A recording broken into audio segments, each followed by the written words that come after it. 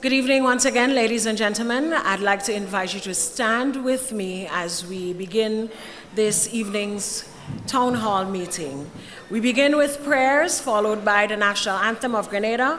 And at this time, I'd like to invite Ms. Lauren Salim to open us in prayers.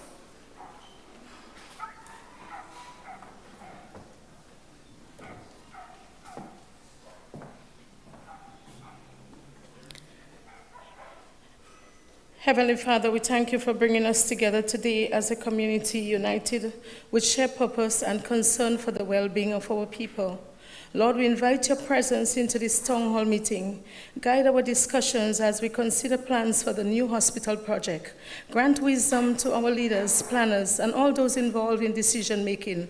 Father, help them to act with integrity, fairness, and compassion for every member of this community. We ask for open minds and respectful hearts among all gathered here.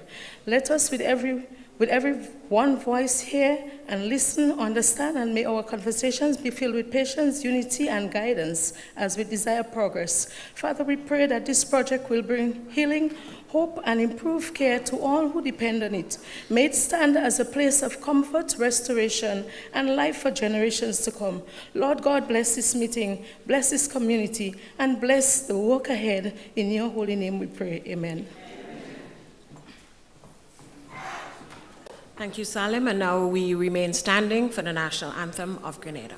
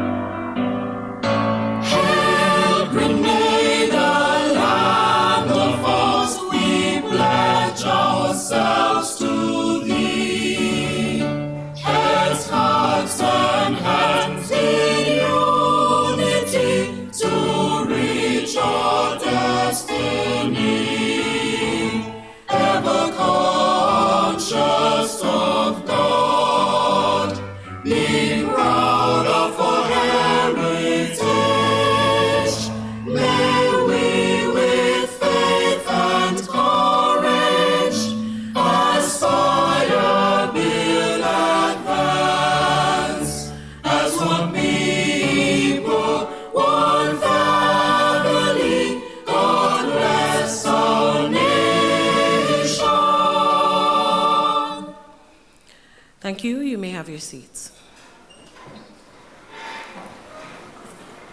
The Honorable Deacon Mitchell, Prime Minister of Grenada, members of the Cabinet of Grenada, Ms. Rhonda Jones, Permanent Secretary in the Ministry of Health, and other officials from the Ministry of Health, other permanent secretaries joining us this evening, Ambassador Andrea St. Bernard, project sponsor for Project Polaris, Mr. Damian Dolan and the Project Polaris team, members of the communities of Westerhall, Calavini, Fort Judy, Woburn, and surrounding areas.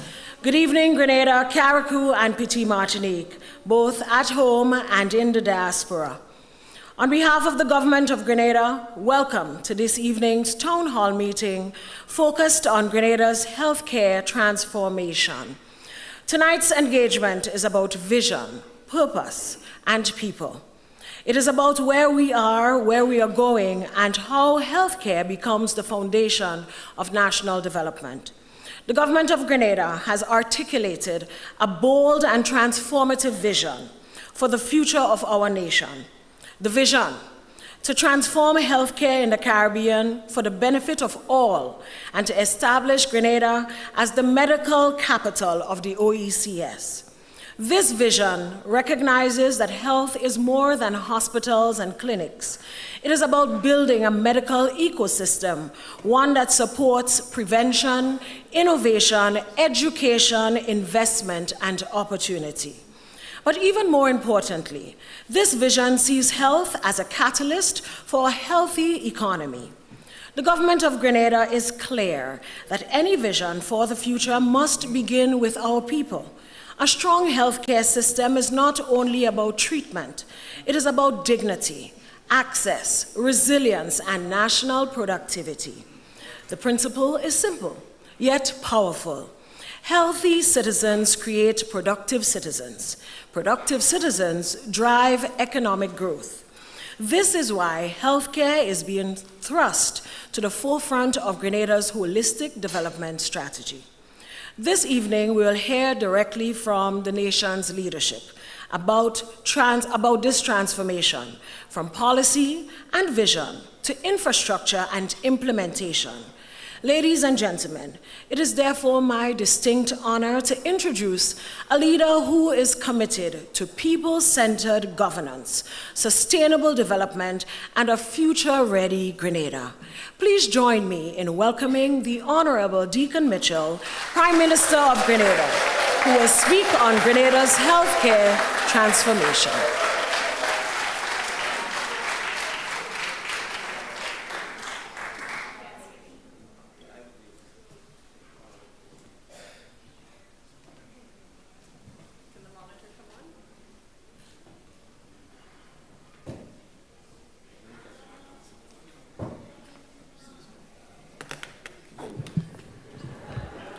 Good evening, ladies and gentlemen. Right, so I can't see the screen, so I'm going to have to join you in having this conversation.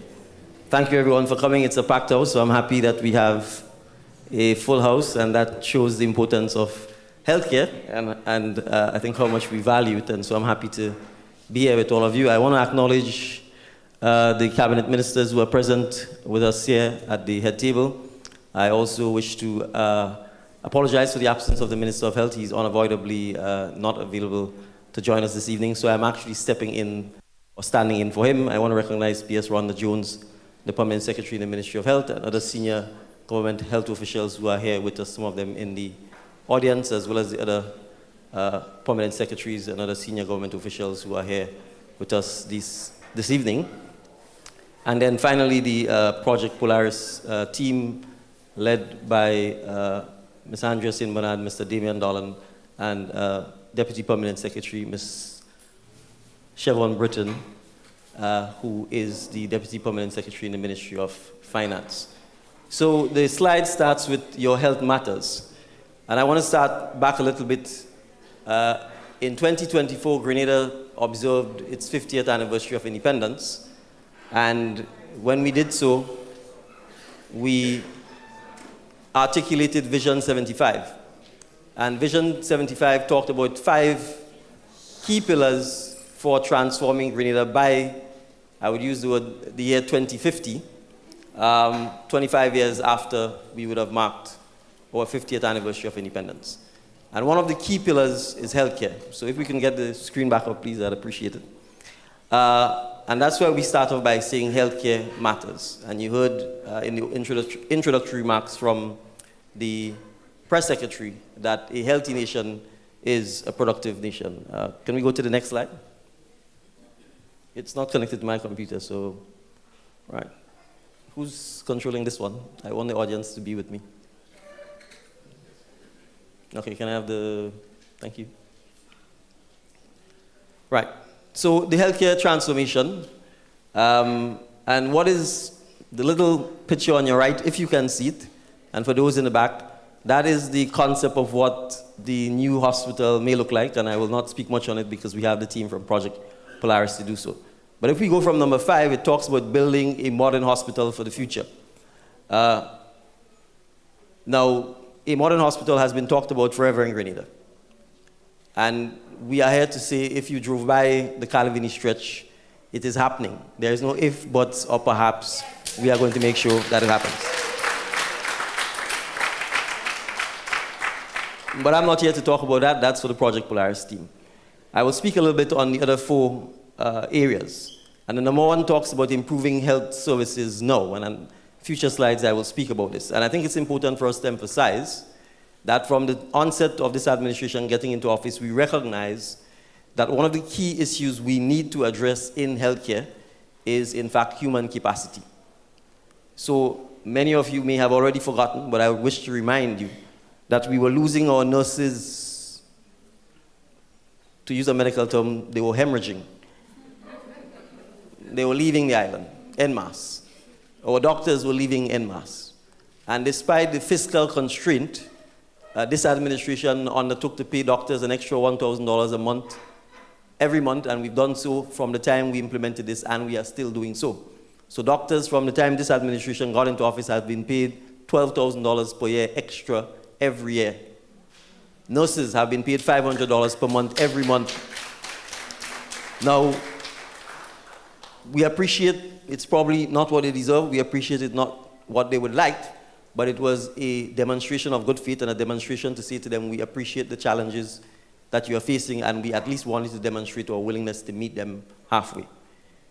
We have embarked upon the process of regularizing public workers, government employees in general, but the healthcare workers are workers who've been particularly impacted by the challenge we face, where we, partly driven by fiscal constraints, we had multiple means of engaging persons in the public service and in the healthcare sector.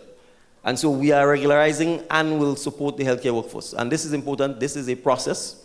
We have made it clear that we will regularize those workers who can and should be regularized even before we get to the issue of reforming how hospitals are managed, and that is where the statutorization comes in. So it is something we are committed to. Part of the challenge we face, however, has been actually collecting data on the healthcare workers. Some of them have worked on the Gren case.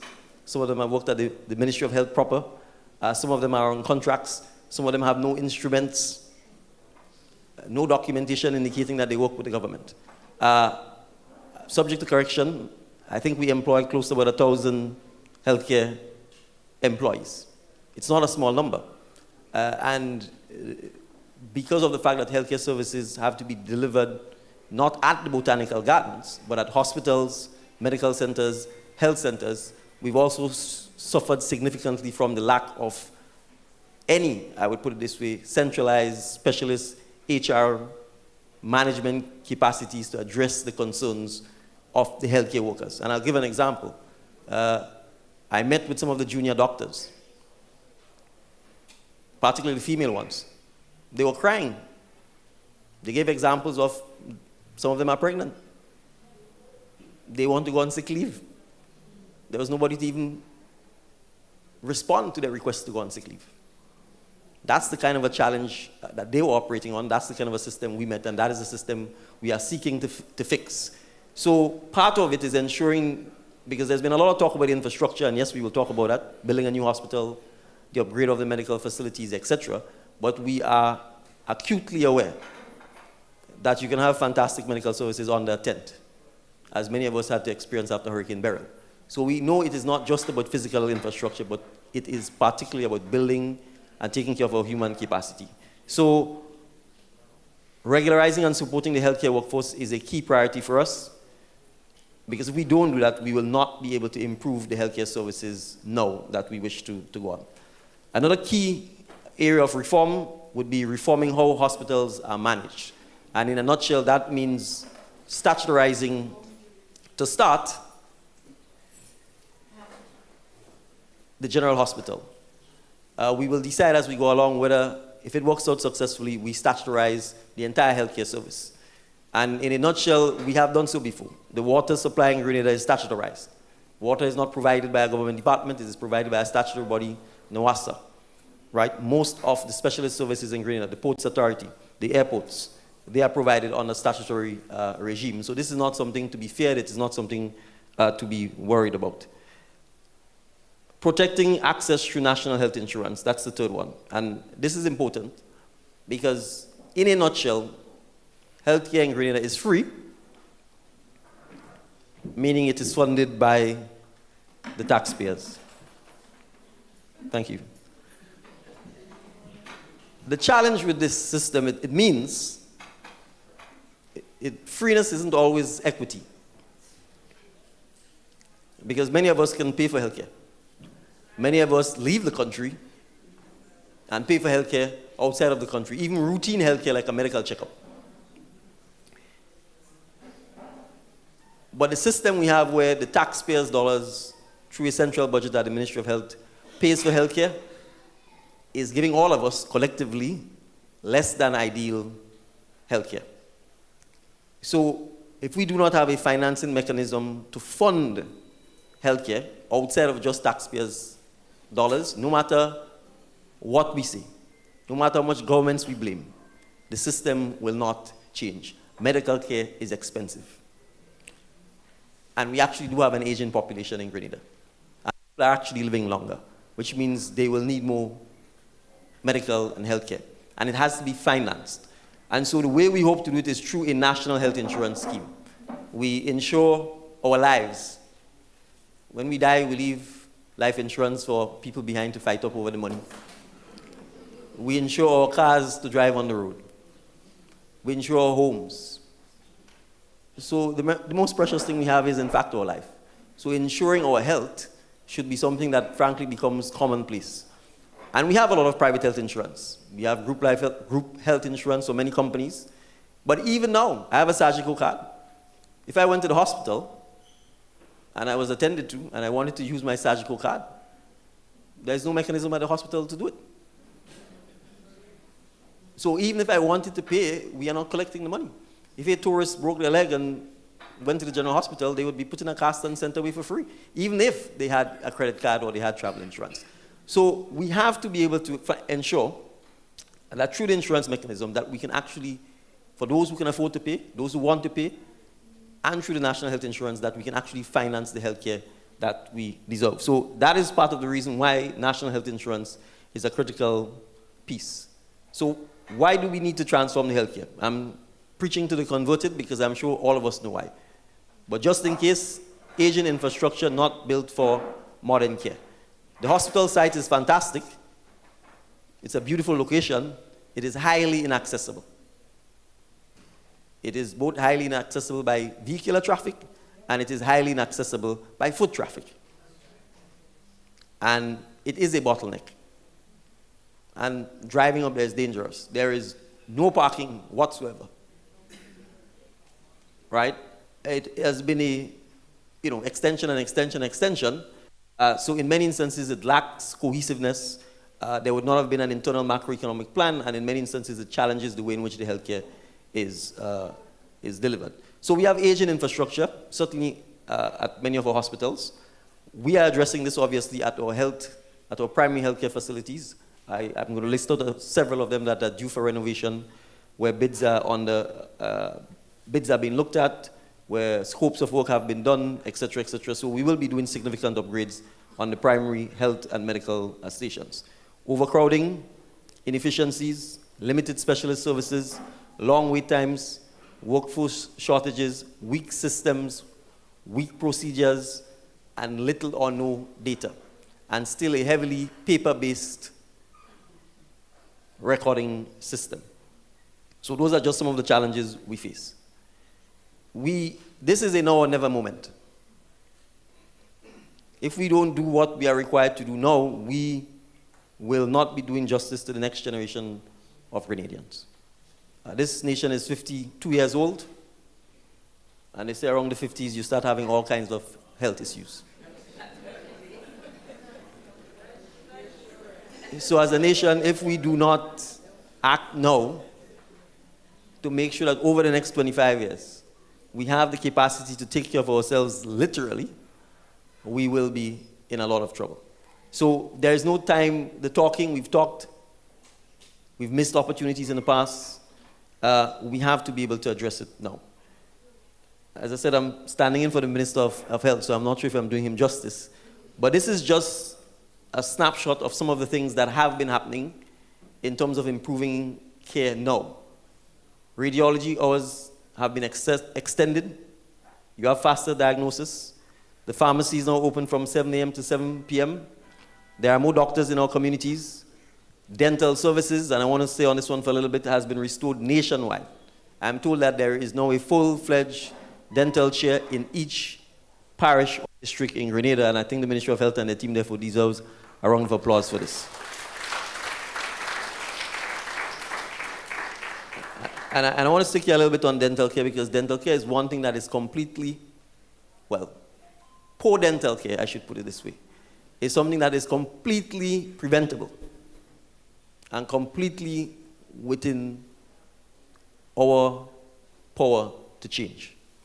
And that's where the primary education, that's where our schools, our clubs, our community groups come in. Because if by 11 or 12 our children don't practice proper oral dental care, they will be in trouble. And usually poor dental health is a sign of much more significant medical challenges as people grow up and get older. So it is important that from basic cleaning, basic oral care, that we try and make Grenada a country where we can, to a large extent, eliminate or minimize dental health challenges.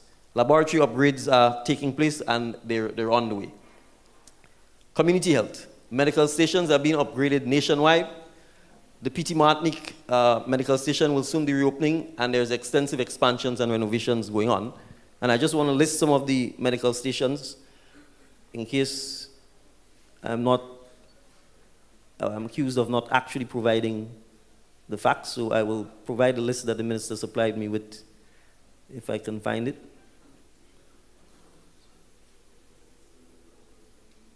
Yes, Monkridge Medical Station, the plumbing works, I'm told, are almost complete, and the project is almost 95% complete. So the folks in Monkridge, you could validate that by going and visit the site.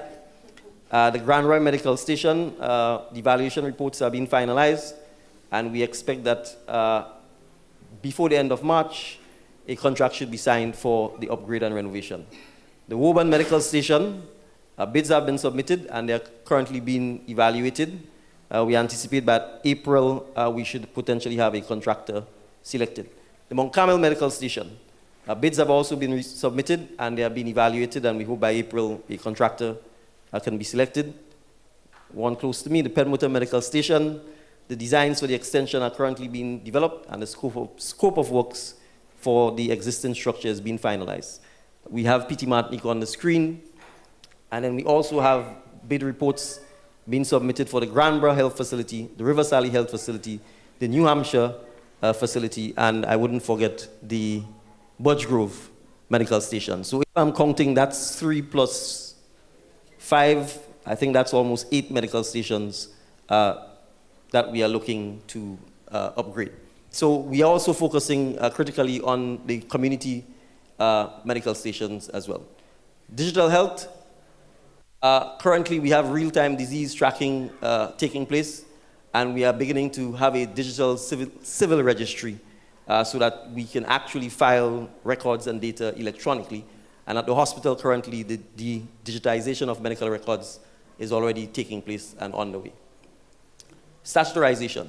I will give a brief background. The cabinet has appointed a team led by Mrs. Lucia Andal, comprising members from the private sector as well as civil servants to lead the process in the statutorization of the hospital system. This is also critical for the purposes of the new hospital, because we want by the time the new hospital is completed and operationalized that the hospital system is already statutorized and operating within that framework. And they have been doing significant work over the last several months to move on this. So that involves obviously addressing the state of the HR within the hospital system. It involves ensuring that we can update the policy and the legislation.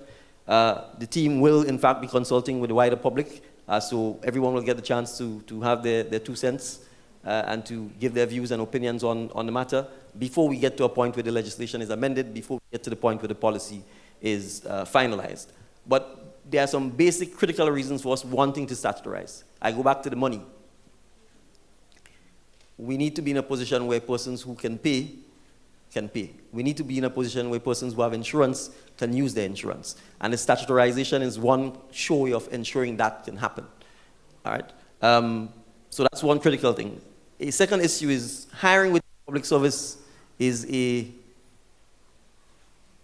let's put it this way, it's not a simple process. And in the context of retaining medical and health talent, if you are not swift, someone else will take them. And we have educated thousands of healthcare professionals who have all left Grenada. In fact, I think SGU gave us the bill over the last 30 years, it's in the billions of dollars. Grenada has spent billions of dollars educating its healthcare professionals primarily through SGU or through scholarships, who are not in Grenada. I'm not saying that's the sole reason, but one of the reasons has been our own ability to even hire them quickly when they finish studying. And if someone has a student loan, or if they have no money, and 1 month there's a job offer from St. Lucia or Antigua or Bahamas or the United States, and we here at our bureaucratic system can't retain them, they're gone. And I'm sure they will tell you they like to come back, they like to, but the money's sweet someplace else, they ain't coming back. So we have to be able to ensure that from a hiring, retention of talent, payment, modern HR practices, that we have the institutional framework for this to happen, and it simply cannot happen in the current construct that we're in. Having said that, we are currently taking significant steps to, in fact, address some of like hiring an HR consultant, HR officers, to ensure that we could begin to treat with some of the issues I flagged that the current healthcare workers have to deal with. But again, it is a significant task. We're dealing with at least 1,000 employees, and there's a lot of work to be done. So the aim of the statutorization is ultimately to improve the quality of care and the service that is delivered, and to make sure that it is modernized and that it is sustainable. National health insurance. Again, it's to ensure that all Grenadians have access to affordable health care. Now, I want to make it clear. It is not suggesting that national health insurance will mean that every type of treatment or every procedure becomes available to you. Because with insurance, you always have to deal with risk, and you have to deal with liability, and you have to deal with premiums.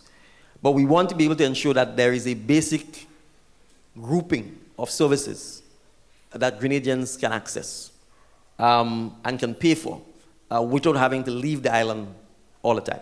And of course, by leaving the island, we are taking our money and giving it to somebody else. And that's part of the financing issue. If the money stays in Grenada, then it actually helps us to finance healthcare. So the aim is sort of pocket healthcare costs, as I said, ensure fairness and equitable access to services, and protect families from financial hardship due to illness. The single biggest cause of personal bankruptcy is medical and health-related issues. You simply cannot save enough money to pay for serious medical issues, right? And that is why an insurance, which is a pooling of risk, and therefore a sharing of the risk and the payment of the premiums, is one significant way to mitigate this. So we initially had given the JIPA network the opportunity after we got into office to resume the work on the national health insurance, but we were not satisfied that we were getting what we wanted, and so we terminated the arrangement, and we are back with the University of the West Indies Economic Division and the experts, and we're working with them to design the system for the national health insurance. And then obviously, building for the future, we have Project Polaris, and I would allow the Project Polaris team, in the interest of time, to speak to you about the significant work that they've done and what we can expect in the coming months and a couple of years as we bring the project to fruition. Healthcare workers, supporting those who care for us, training and development, better working environments, stronger systems and support. I think the Project Polaris team will be better able to speak on this, but we entered with Mount Sinai a quality improvement arrangement to begin to improve the process, procedure, and ultimately the quality of care that is rendered to persons at the hospital. So we did not wait, and we are not waiting until a new hospital is built to begin to change the culture. And that is ongoing, and I'm sure you've seen testimonies. I believe I recognize one of the nurses there who's been in one of the ads speaking about her experience with the training and so on that is taking place. And so we expect that there will be better outcomes. I've visited the hospital myself. I've seen the nurses, I've seen the interaction, and I certainly see the level of professionalism improving. It doesn't mean that there will not be issues. It doesn't mean that sometimes people may not fall short, but I think certainly that there is a renewed commitment from our healthcare professionals to deliver top-class quality care to our citizens, regardless of the challenges and the circumstances that they may encounter. So I want to emphasize a couple of things because, there's always people who like mischief, right? We are not privatizing healthcare. Statutorization is not privatization. That's one. Second, there already is a private healthcare industry that is thriving and that we will continue to encourage and support in Grenada. Many of us may not want to admit it, but we bypass the free, public, very good healthcare system and take the little money that we don't have and go straight to private practitioners. You get a headache, you're not going to the health center, you're not going to the medical station, you're running by your doctor. It's the same lineup you have to line up. Sometimes they don't even have a nurse. It's them and the assistant or the clerical assistant, and they're attending to you. And you're paying your money up front. Before you see the doctor, you pay the lady already. But there is free medical care. There's tens of medical centers or health centers throughout the length and breadth of Grenada. We're not going. Trained nurses, oftentimes superior and better equipment, proper record keeping, and we don't go. And then when the thing turns around, they still send you back to the public hospital and the public healthcare system, right? So I'm making the point here that there is a private healthcare industry in Grenada already. We believe in free market economics, and people are free to choose. So we are not trying to establish an industry that already exists and is thriving and that people use on their own, their private hospitals and so on, as we know on the island. But we have to make sure that we can improve the financing of healthcare, the quality of care, and the sustainability of it, and the changes are designed to do so. So it has been strengthened, it has been improved, it has not been sold. And the aim is to make sure that every Grenadian benefits from the transformation in healthcare. So I don't think I need to say the call to action, because I think the fact that we have such a full house tonight is a clear indication that I think we recognize that we have to own the changes and the improvements to our healthcare system. The cabinet alone can do it. The team at the Ministry of Health alone can do it. The Project Polaris team can do it. Our healthcare practitioners alone can do it. We have to do it. And that starts with us really making a greater effort to be healthier. I talked a lot about this at Vision 75. We have alarming rates of obesity in the island, alarming rates of high blood pressure, diabetes, cardiac disease. There are young men and women in their 20s and 30s that are on dialysis. It's almost a death sentence if you're on dialysis, right? And when people come and say to the government, come and help and so on, well, even if we wanted to, it is simply not financially sustainable. So all of these are non-communicable diseases driven by what we eat primarily.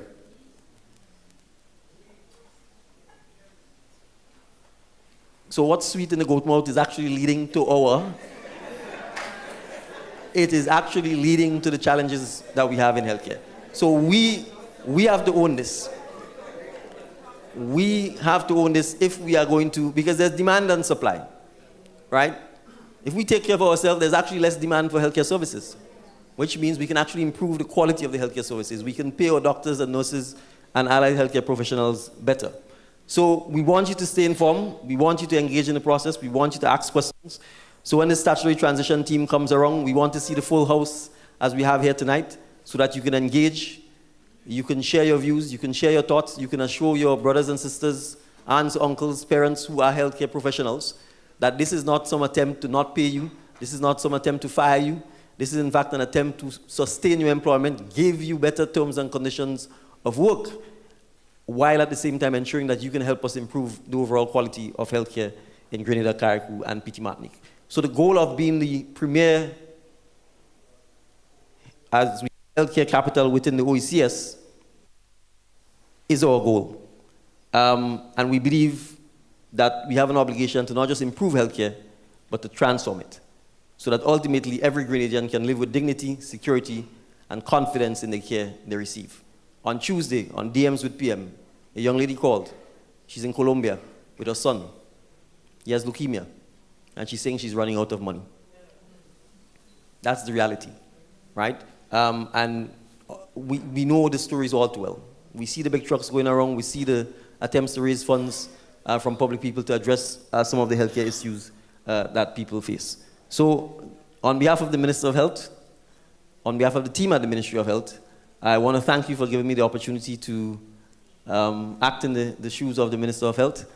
It is an exceedingly challenging, probably the most challenging position, ministerial position that we have. We appreciate that all of the data is showing us that every Grenadian is concerned about the state of healthcare and has and wants the desire and shares the desire for us to improve it collectively together. And we are committed to doing so, and we think with your help, with your support, we would certainly be able to turn the corner on this. So thank you very much. I suspect we will go straight into the Project Polaris presentation, and then thereafter we can take questions. Am I right, Madam Press Secretary? All right, thank you very much.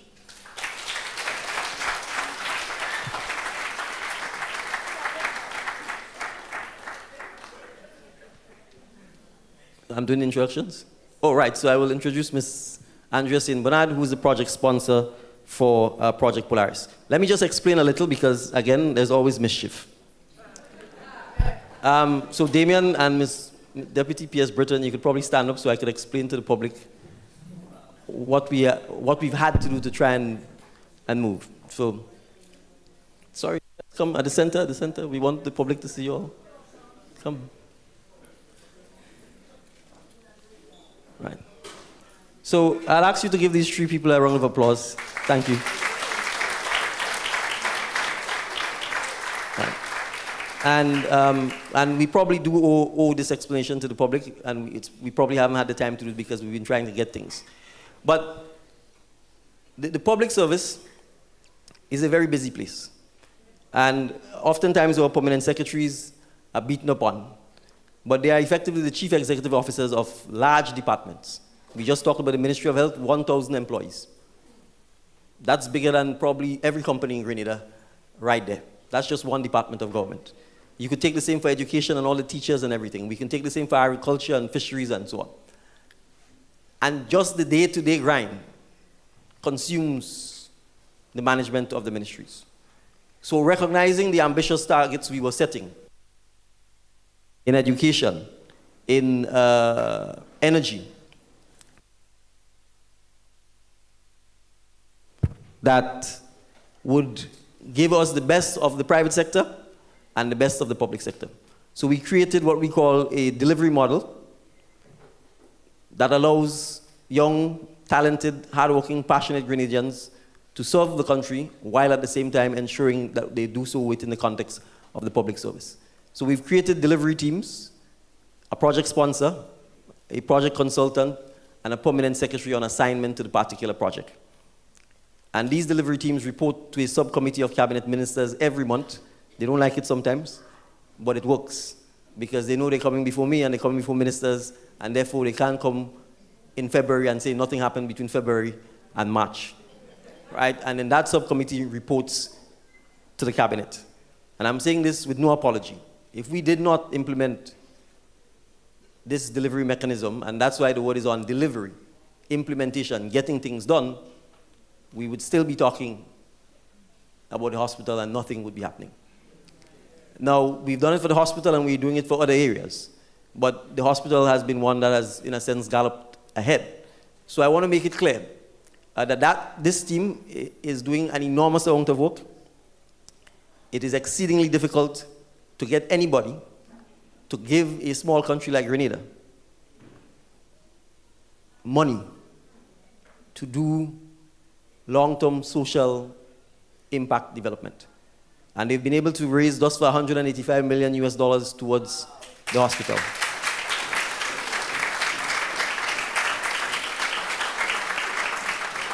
So, of course, without the money, we can't go anywhere. And so that's particularly why we have the important people, the finance people, as part of the team. Increasingly, the health team will be part of more and more involved because we move from financing to construction to the clinical services, to the HR, etc. So you would see, again, PS Jones as PS in the Ministry of Health would be an integral part of driving this and making this happen, right? And we are replicating this, as I said, for the changes we need in education, for technical vocational education in particular, for energy, and for housing. Those are the 4 areas we identified. Now, there are lots of other areas, but we obviously have to take it in bite sizes. So many people will say all kinds of things, but these are all Grenadians. Some have spent time in the diaspora, some have not. But they have one single goal in common, which is to work for on behalf of the people of Grenada. So I thought I should make that clear, so that when people ask who's Mr. Dolan, and who's Ms. St. Bernard, and who's Ms. Britton, and why is it we see them a lot talking about Project Polaris, is because they're the ones doing the heavy lifting, so that people like me could worry about other things, right? And there are lots of other things we have to worry about, which I wouldn't say here tonight. Thank you very much.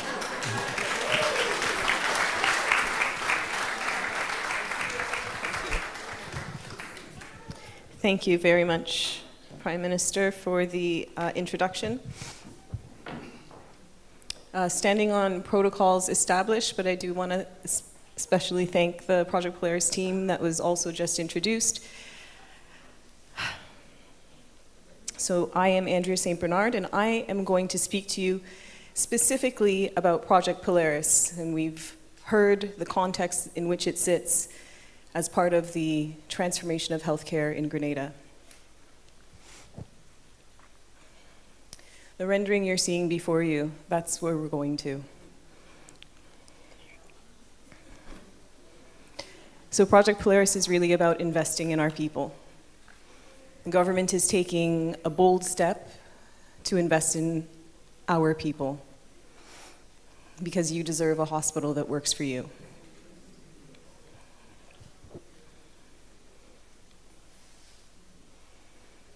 Part of the solution, and you've heard of many work streams that are all moving forward, and a lot of work that we have to do on our journey to better healthcare. But a big part of this solution is Project Polaris. Project Polaris specifically is a key strategic deliverable for Grenada. It's our new hospital, new general hospital, 250 beds. It will replace the existing hospital. This is a key strategic deliverable under the National Sustainable Development Plan 2020 to 2035, where we identified a healthy population as a #1 priority. And in so doing, we identified a necessary action would be to relocate the general hospital to an area that's more tranquil, therapeutic, and more easily accessible. We also identified the establishment of a teaching hospital to provide a wider range of specialized services to Grenadian people. And so Project Polaris is us achieving the goals that we've set. And so what's the work that we've done so far? We've been at work for quite some time now. It has been a couple years that this delivery unit has been working towards the plans for Project Polaris. I've brought a few updates along the way, and we've promised to continue to keep you updated and engaged.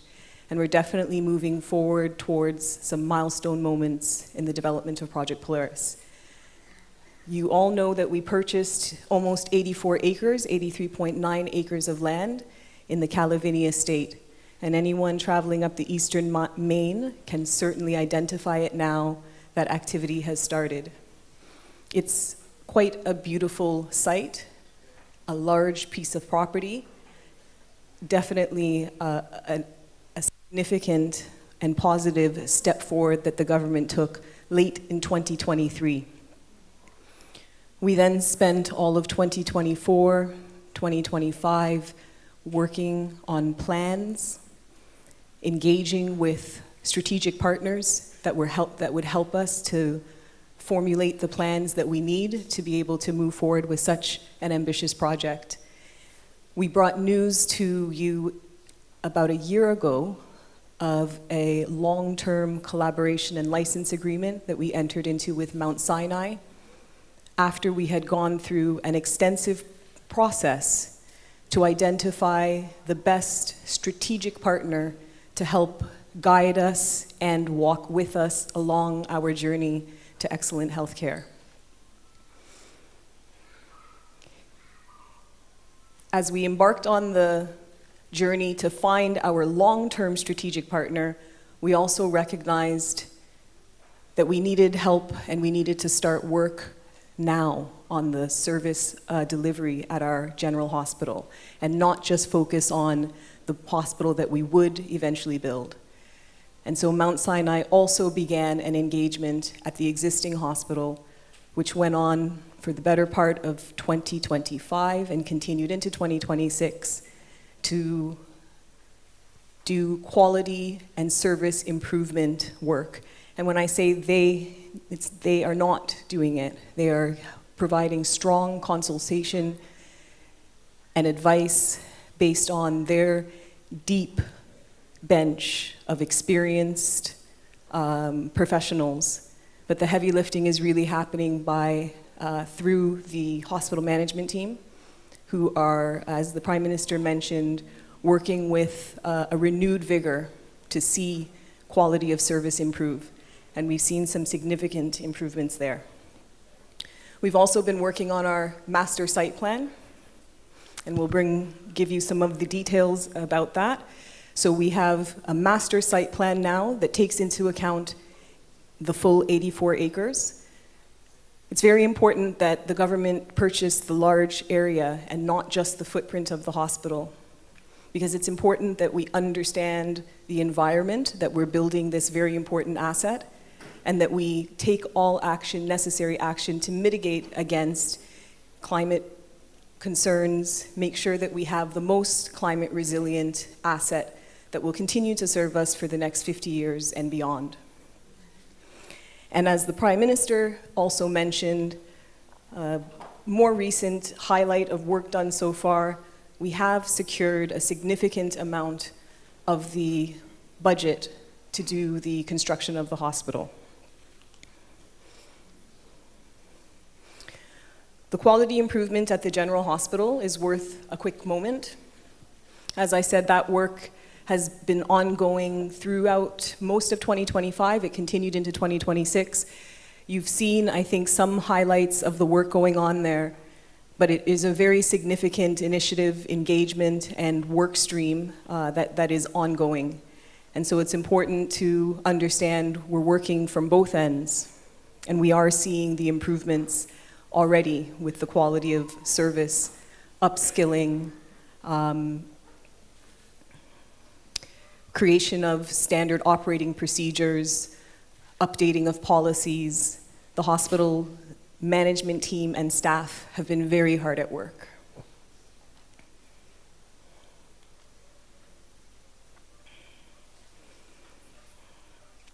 And I spoke about, in work done, that we have engaged our master site planner. For several months now, we've been working with the master site planner, together with our other strategic partners and the stakeholders throughout Grenada, including all of the ministries that we've had to interact with. And that has increased as we go through various phases. We've engaged now with NWASA, with Grenlec, with solid waste. We need engagement also continuing with RGPF, with the Aviation Authority. And so there's a significant amount of work that has gone into the master site plan and also the early concept design for the hospital. So what you're seeing before you is the 84 acres designed as what we are phrasing a medical city.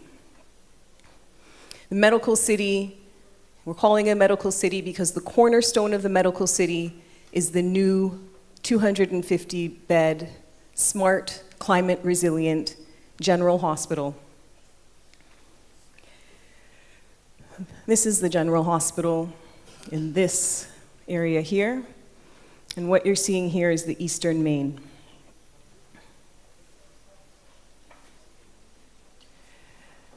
So returning to the concept of purchasing and having control of the full site, there are several components that we're considering in the master site plan, focusing on the hospital and what do we need for the best hospital experience and care for Grenada. So what you'll see here, for example, is one entrance that's just the emergency entrance. So flow of traffic was a very important consideration in the master site plan. We have a separate main entry that persons would be able to. We have a separate main entry so that we have a difference between emergency access versus main entry Emergency access is on this side of the hospital, main entry is on this side of the hospital. So again, just keeping in mind even just the flow of traffic. You'll see the roads actually continue to the top of the site, and there's access or exit from both ends of the site. We'll take a little bit of a closer look at the hospital, but just so that you can see the components here of the medical city. The hospital, anyone who's familiar with the site, you would be familiar with the river that runs through the site. There's murmurings, because anybody who's familiar with the site will say, we have water mitigation matters to consider. Mm-hmm. So we've spent a lot of time on that with our teams of experts, studying the land, understanding the land. And again, this goes to why we have control of the full site, because we are making use of our understanding of the topography, the technical matters with respect to the full site, and taking advantage of that control to make sure that we can mitigate water challenges, mitigate wind and hurricane potential issues, and that we can, again, protect the asset that we are investing in, that we know can serve us for the next 50 years and beyond. So I will speak a little bit as we go on to some of the strategies being used to mitigate, because I'm sure those of you familiar with the area would say flooding is not uncommon. So the river will be enhanced and beautified, and it will become a feature, in fact, of the property. And we'll speak about the mitigation strategies. So there'll be a bridge that crosses over the river onto the next side of the property. This is the hospital here, and as you cross over the bridge, we're entering now into the research hospital campus. And this is where we have medical office buildings. We have an area suitable for teaching, a teaching hub. We have an annex that can also offer a very appropriate space for businesses to also offer other medical services and other related service opportunities. And so this is where we are building, in fact, a very exciting investment opportunity for private persons to get involved in what's available happening within the medical city. This area is a public use area. It's built as an amphitheater so that it could be appropriate to have cultural shows, for example, right out in the open area. Again, this is a planned space. This area is a public space. This area is envisioned as a track or athletic area. Again, public space, public use space. So this is the amphitheater area. Again, we have commercial plaza, opportunities for businesses to be located within the medical city and offer their services. The community park, outdoor classroom. Again, we provision for teaching space and look forward to the opportunity to further extend our partnerships with SGU, with other medical institutions as well. And if you are familiar with the property, you would also know it goes up. So what we have here is a hotel vision, and that part of the master site is the highest point of the property. And in fact, from standing there, you've got a beautiful view of paradise. It's not hard to find in Grenada, but you can find it right there, and you can look right out at the sea. And so we can see that that point of the medical city could very well be a very attractive opportunity for a hotel developer to come and develop a high-end hotel within our beautiful medical city that is coupled with the new general hospital, which is drawing persons to receive excellent, exceptional care. A similar business opportunity that arrives through this and that we've provisioned for, or that we envision is going to be an interesting sought-after opportunity, is a retirement community, which is here in the same area. Again, leveraging a top-notch, world-class healthcare institution. And here is one of the key components to what it is that we're offering. When we say we're going to be offering a high standard of healthcare service, what we're seeking to achieve is accreditation. We're seeking to achieve an international accreditation standard that tells the world that indeed healthcare in Grenada has achieved a standard that you can trust as being at the highest standards. What we're seeking to achieve is JCI accreditation. That's Joint Commission International. And it's well known throughout the world to achieve JCI accreditation takes a process over several years. And so again, this is a journey that we have already begun through guidance of our strategic partners to help us to start preparing the necessary operating procedures, policies, and ensuring compliance with them to make sure that we are building a hospital that has flows within it that comply with international standards for this can give you the best possible health care.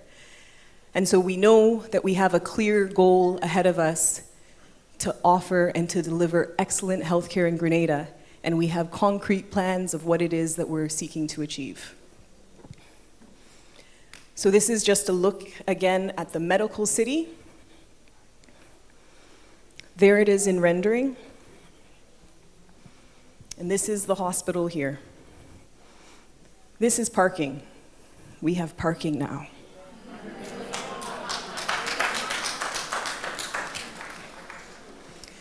And the slightly odd shape of the buildings is very deliberately designed that way to offer, again, the best opportunity for wind mitigation, the best opportunity for receiving sunlight into the rooms.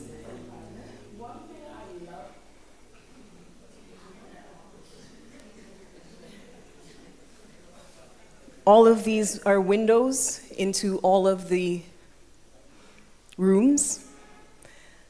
The peak, however, offers shading so that we don't suffer from sunlight going directly into rooms and overheating the rooms. So there's a lot of work that has gone into the plans, and I'll show you some of the details, but we encourage you to join us at the upcoming groundbreaking. There will also be opportunities to do a site tour and to learn more about the plans that have gone into the site plan as well as the hospital. So again, here we have the research hospital campus, the hospital that we just saw in rendering and parking, a bridge that goes across then to the annex medical office buildings.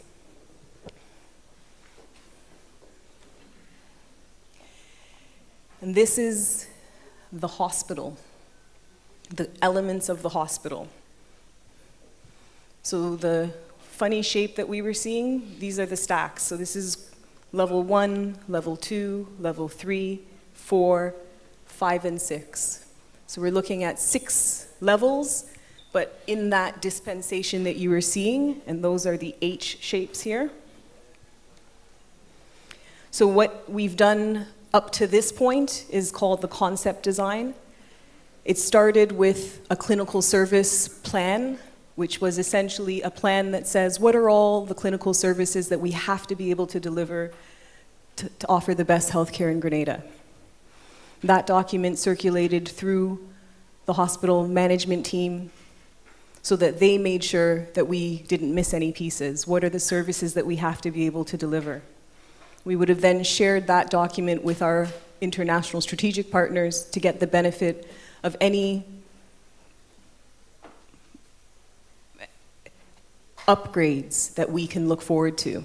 So, for example, as we improve flow of traffic within the hospital, as we improve flexibility of and multi-uses of various areas, there are some efficiencies that we can gain that we don't know about in our existing environment, but that we can lend and lean now upon the guidance of our international partners to show us and help us to see where it is that we're going.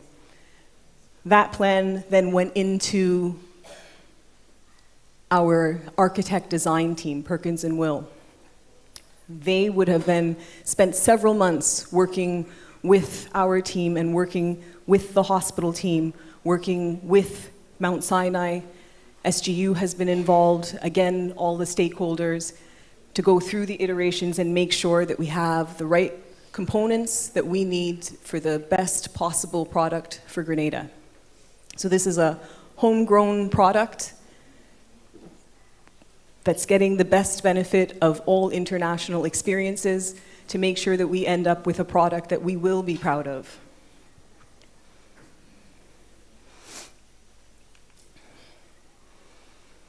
So I wanted to speak a little bit, as I had mentioned, about the project site, the full site, and specifically to some of the strategies around the water mitigation, because I do know that that's something we've heard is top of mind whenever I walk through the site.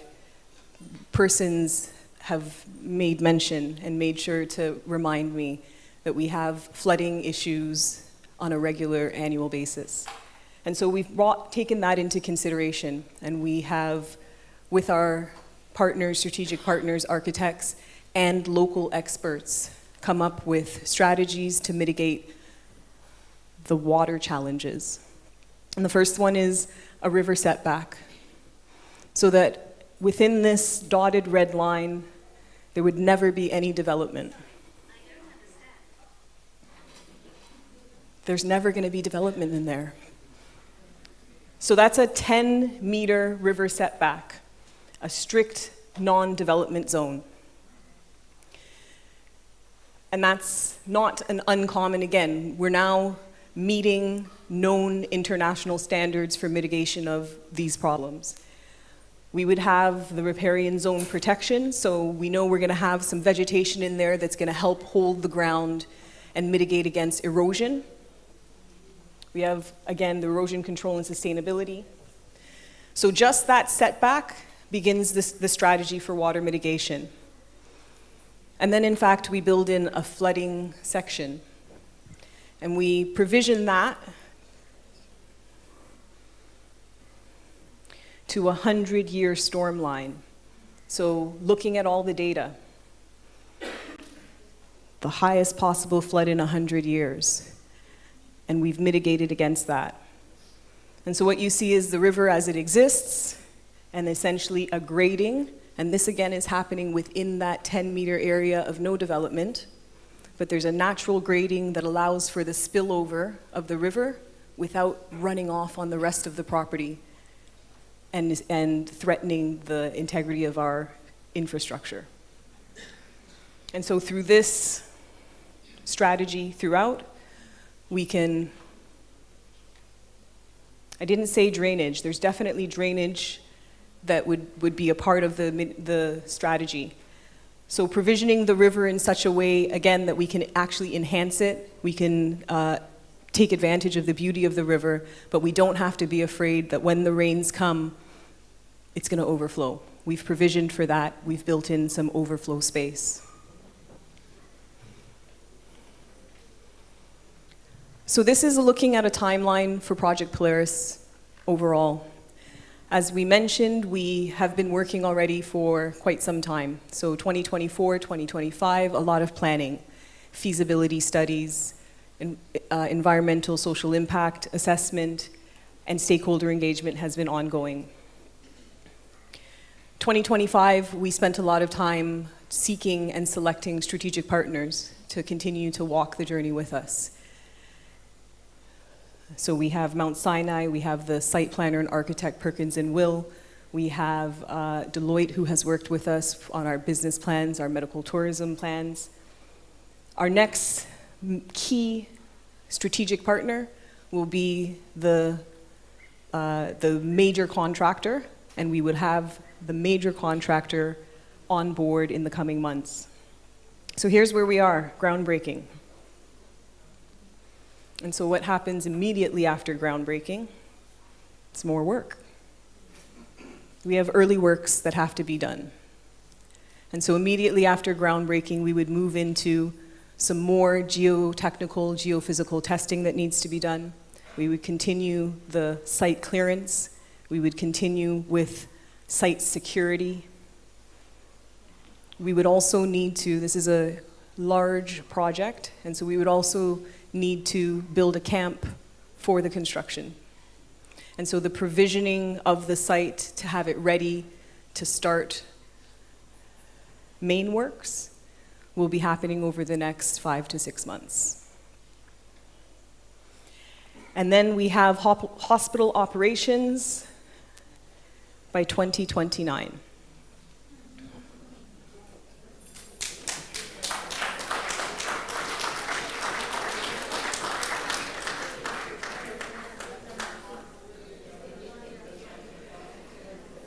And so that is my presentation of an overview of Project Polaris, what we've done so far, where we are now, what will be coming immediately next. I want to thank you all for coming. Definitely let you know that we want you to stay informed. We have, is there an invitation here? We want to hear from you, so this QR code will be available for you to scan, and you can offer feedback. Of course, we'll take questions now, but this is an ongoing dialogue. This is just one touch point on a journey that we have to take together. And so we want to hear from you. We want your engagement. We want your thoughts, your ideas. I want to make sure that you're all aware of the groundbreaking ceremony on the 27th of March. We plan to start promptly at 4 p.m. I think you may have to arrive earlier than 3:30. That might be better. Please be there. It'll be an exceptional moment in the history of Grenada and the healthcare transformation. Along with the groundbreaking ceremony, we will have a few activities, and in particular, a site tour opportunity. So you can stay tuned and have more information about that, where you'll actually have the opportunity to go through the site and see some of the points that I've spoken about, including the top where we've envisioned a hotel being able to overlook the beauty of Grenada. So thank you very much. I will turn it over to Ms. Etienne.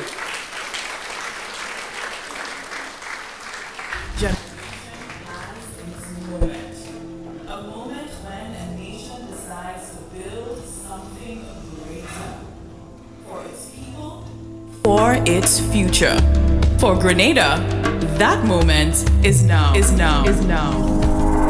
The government of Grenada invites the entire nation to witness the groundbreaking ceremony for the new General Hospital under Project Polaris. Be there as we break ground on a future where every Grenadian has access to modern, world-class healthcare. Friday, 27th March, at the Project Polaris site. Embrace the culture shift, and they actively participated in all the quality improvement activities. They are the heroes today. The best department, it goes to the laboratory department. At the project site for Project Polaris. This is the old Calavini estate, purchased by the government of Grenada for our new hospital and medical city construction. There's a lot of activity happening as we get ready for the groundbreaking ceremony, happening on the 27th of March. That's a Friday, and it'll begin promptly at 4 p.m. We're inviting everyone to come out and participate in this historic event for Grenada. Be here at 3:30 to get a good position. We'll start promptly at 4. They've been working extremely hard for the last couple of years. We've seen them in action, and they are committed to bringing to you as much information as possible. We want to open the floor for some questions. I know you have some questions, those of you, especially those of you living in the Calavini, Westerhall area. I know you have a lot of questions. I will start. Somebody send their questions before 6 o'clock this evening. So the first question is, prior to the excavation of the site for the new hospital, there were farmers occupying different plots. Is consideration being given to allow those farmers and other interested farmers to the opportunity to form cooperatives and to operate within the medical city to provide locally grown fruits, ground provisions, vegetables, meats, etc.? So it's a loaded question. I'll leave that one up to the Project Polaris team, or maybe Prime Minister could take that one. All right, thank you. Thank you for the question.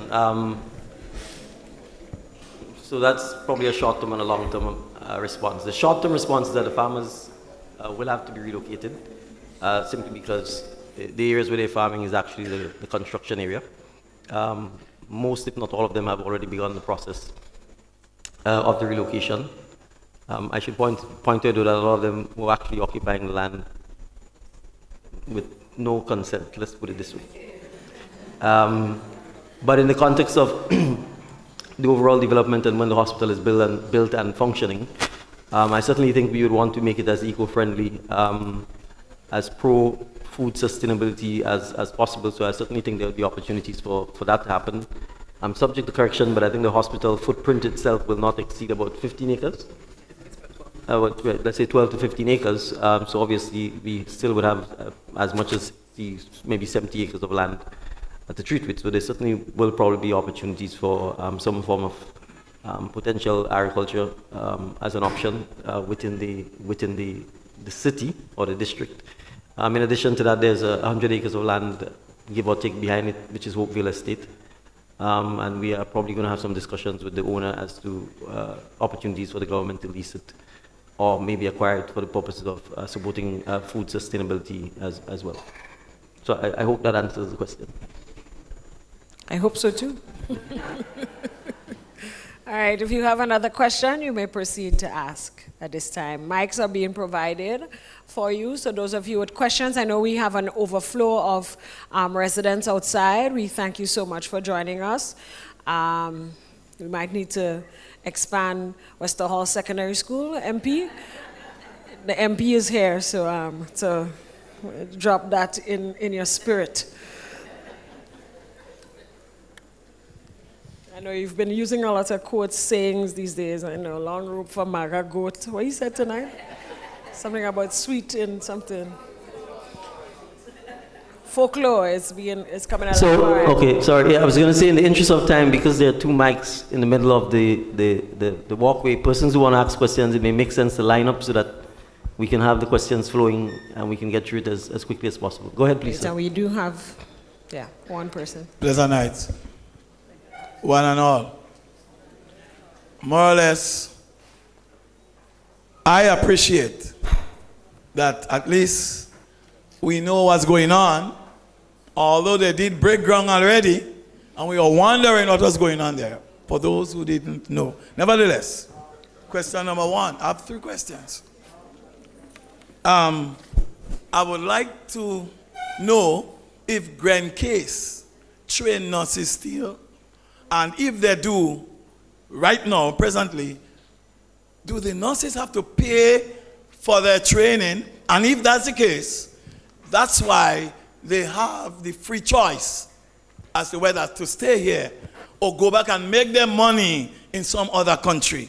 So I just want us to address that. If that is the case, we need to see or make sure that if the government pays for the training, I think there's supposed to be some kind of contract. So they can't just train and just leave. But if they have to pay, then up to them. So the second thing is, we mentioned about those who have to pay and those who want to pay. But we never mentioned those who cannot pay. I would like to know what is there to the seniors or the people who really cannot pay. Maybe they may be on pension and so on, and they just cannot pay. Is there anything in it, in the package for them? And the final one is, the hospital has to be paid for. And who is paying? Is it the government budget, or is it the people who attend to the hospital? I just would like to know that, please. Thank you very much. And how long the loan is, and so forth. Tell us everything. Thank you for your questions.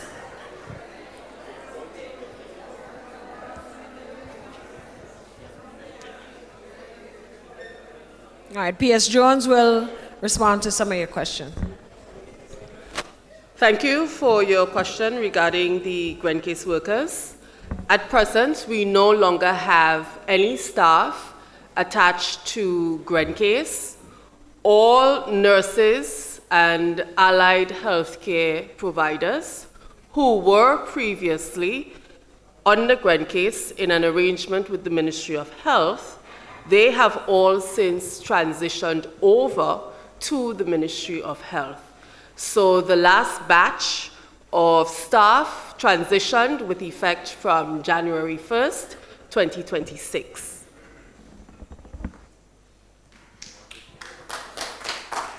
Thank you, P.S. Emphasize, so when we talk about regularization of workers, this is an example of what we are talking about.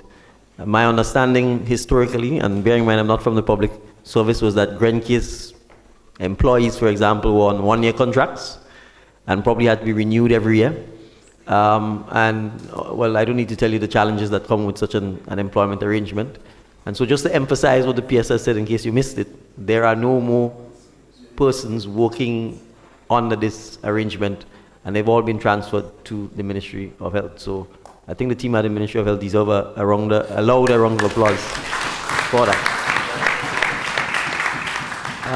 I will ask the Project Polaris team to address the question regarding the loan and the terms of the loan, the basic terms of the loans, and then I will address the question of what happens to those who can't pay. So maybe I should answer it right now. What happens to them?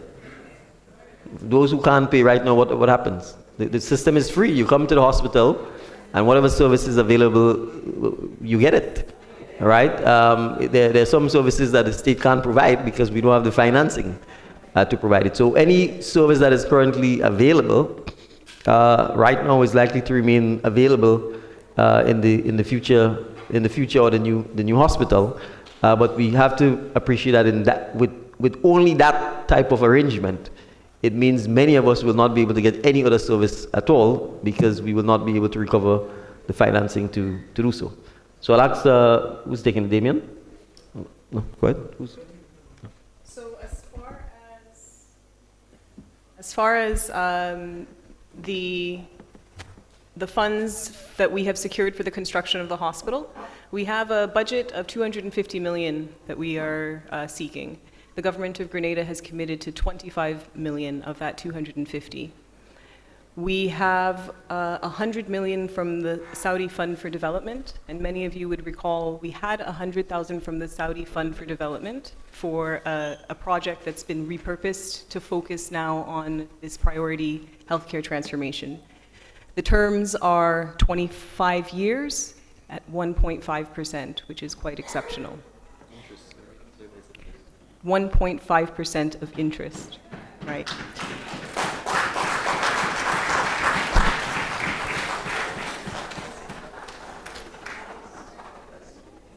We have also secured 60 million from the OPEC Fund for International Development, also a member of the Arab Coordination Group, and similar terms, the tenor is 22 years, the interest rate is 1.25%.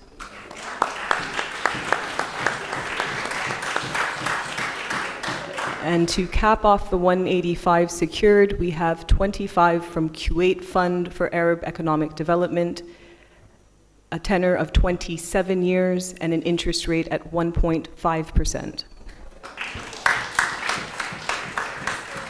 So in fact, the debt represents the best debt, I think, some of the best debt that we'll have on the books. We were held to high standards by the subcommittee, who reminded us of World Bank concessionality rates, and so we have been working very hard to make sure that the financing that we secure is the best possible financing that we can find. And we've done 185 million well.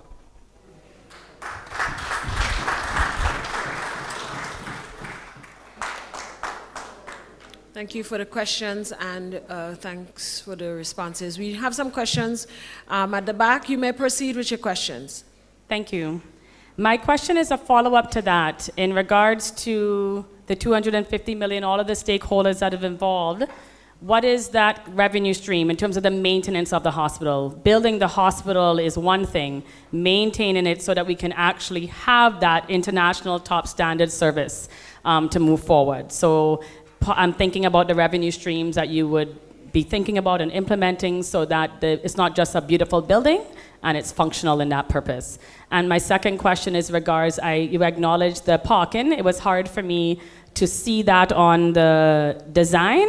So I love the idea of all of these other cultural components and amphitheater and all of those things, but it makes me think right away, I'm glad that we have parking, but have we planned adequately for the parking to support all of these ideas that we are putting into place in the design? Thank you. Thank you. So certainly there is a significant parking component planned. You will definitely be able to see it when you look back at the plans, and I think it's 3 floors of parking that we have. It's fit for the building and the area. You're also correct that what we've spoken about is the cost of the construction of the hospital. 250 million is our budget for the construction, and so we certainly have to also provision for the operation and the ongoing sustainability of the hospital. This is where other components of work streams come into play. So statutization is a part of the solution to getting to a place where we have a hospital that actually can earn a revenue. National health insurance is another significant component to bringing that system together. And so we have a few elements in place to deal with the structure, and then as we get to a place where we're delivering world-class healthcare, we also have the opportunity to earn additional revenue stream as additional persons come to experience our world-class healthcare. No, thank you. That is a great question. It's easy to build a building, but how do you sustain a building? And so just to add to Ambassador St. Bernard's point about funding it going long term, just wanted to highlight that certain studies have been done that estimate between $50 to $100 million is spent from Grenadians going offshore for medical treatment every year. So that wallet, we could actually keep that money home to pay our nurses, our doctors, our allied healthcare workers, and again, make the system more sustainable. So we need to make sure that we provide a service of a level of care that allows all Grenadians to want to actually go to the new general hospital. And so that is what we're doing, and so that is also factored in. And again, we have a multi-pronged strategy from a revenue perspective, and we can go into that in a great more detail, but the basic points are making sure people actually spend money that's going offshore in Grenada for the service of healthcare, in addition to the other points made by Ambassador St. Bernard. Thank you. Thank you, Damien. We have another question from the back. Yeah. You can hear me? Yeah, okay. If you can speak up a little bit, that would be helpful. Excuse me one moment, please. So sorry, sir. The Prime Minister mentioned another point because he wanted us to go into a little bit more detail. But again, what we now are doing, why Grenada is so well placed to actually be the medical capital of the OECS, also is with regards to the investment we did 50 years ago with SGU in creating that wonderful institution. And we're now going to be in the position to leverage that in terms of medical tourism, in terms of retirement tourism. All of those are built in. So the hospital is for Grenadians first, but when you have such a great facility here, we're going to be able to leverage that so that we will be able to make sure that we're able to have, again, a sustainable business model. And lastly, as indicated by Ambassador St. Bernard to the first point about parking, yes, there's going to be over 300 spaces at the hospital, but the entire site is looking to have over 1,000 spaces. And that's what happens when we do comprehensive master plan. Okay. Can I say something now? Yes, go ahead, and then we'll take the gentleman in the black. I'm so sorry. The Mount Sinai organization being Jewish, would not be doing it, partnering with us free. What is their cut? Right, so the arrangement that we have with Mount Sinai is a contractual arrangement for a service that they provide to us. And so they don't have a cut or a stake in the hospital beyond the contractual arrangement that we have, where they have contracted to offer oversight with respect to clinical service programs through an oversight committee that oversees operations at the hospital. But they don't have a stake in the hospital. It's a contractual arrangement, and we pay them for that service. Thanks, Ambassador. We take the gentleman in the black T-shirt. You may proceed with your question. Yeah. Hello, good night, ladies and gentlemen. Hello. Yeah, this administration is to be credited on getting this hospital initiative off the ground, literally. It's not the first time. I remember in the last NDC administration in 2008 or 2009, you had an agreement with my old crew, the World Bank, and you were this close to getting a hospital done then as a public-private partnership. And I believe when the government changed, that died. So congratulations on getting it done this time. Now, as I mentioned, the last time was a public-private partnership where I believe it was Balfour Beatty who would be building the hospital and actually financing it and maintaining it as well. And that's very crucial for a hospital. My question is, who will be building this hospital, and will they be involved in long-term maintenance and so on and so forth? My second question is, like, the hospital itself, a river runs through it. I'm trying to get my head around this, and if you say you've done it to 100-year flood levels, well, that was 100 years in the past. And if there's one thing that we know nowadays, is there's no such thing as climate proofing anymore, and that just gives me the heebie-jeebies. And I just throw that one out there. And the last thing is, second to last thing, one thing, is it kind of a hodgepodge with an amphitheater and a track and a 5-star hotel overlooking a hospital? I don't kind of get that whole, big grand design thing. And finally, on the financing, well done on getting the loans, 1.2, 1.5%, great. I could suggest a source where you can get free money, 0%. It's called CBI. Why don't we use the CBI money to finish the hospital? Thank you. All right, thank you for the question. Thank you. There was quite a bit there. So I want to invite you to do the site tour, Mr. Samuel. I think it might seem like there's a lot happening in there, but it is 84 acres, so it lays out quite nicely. And so I do invite you to come and do the site tour, and then also continue to share your comments. CBI certainly is a source for the government's equity contribution. So the 25 million that the government is contributing is coming from CBI money. So we are making use of that opportunity there.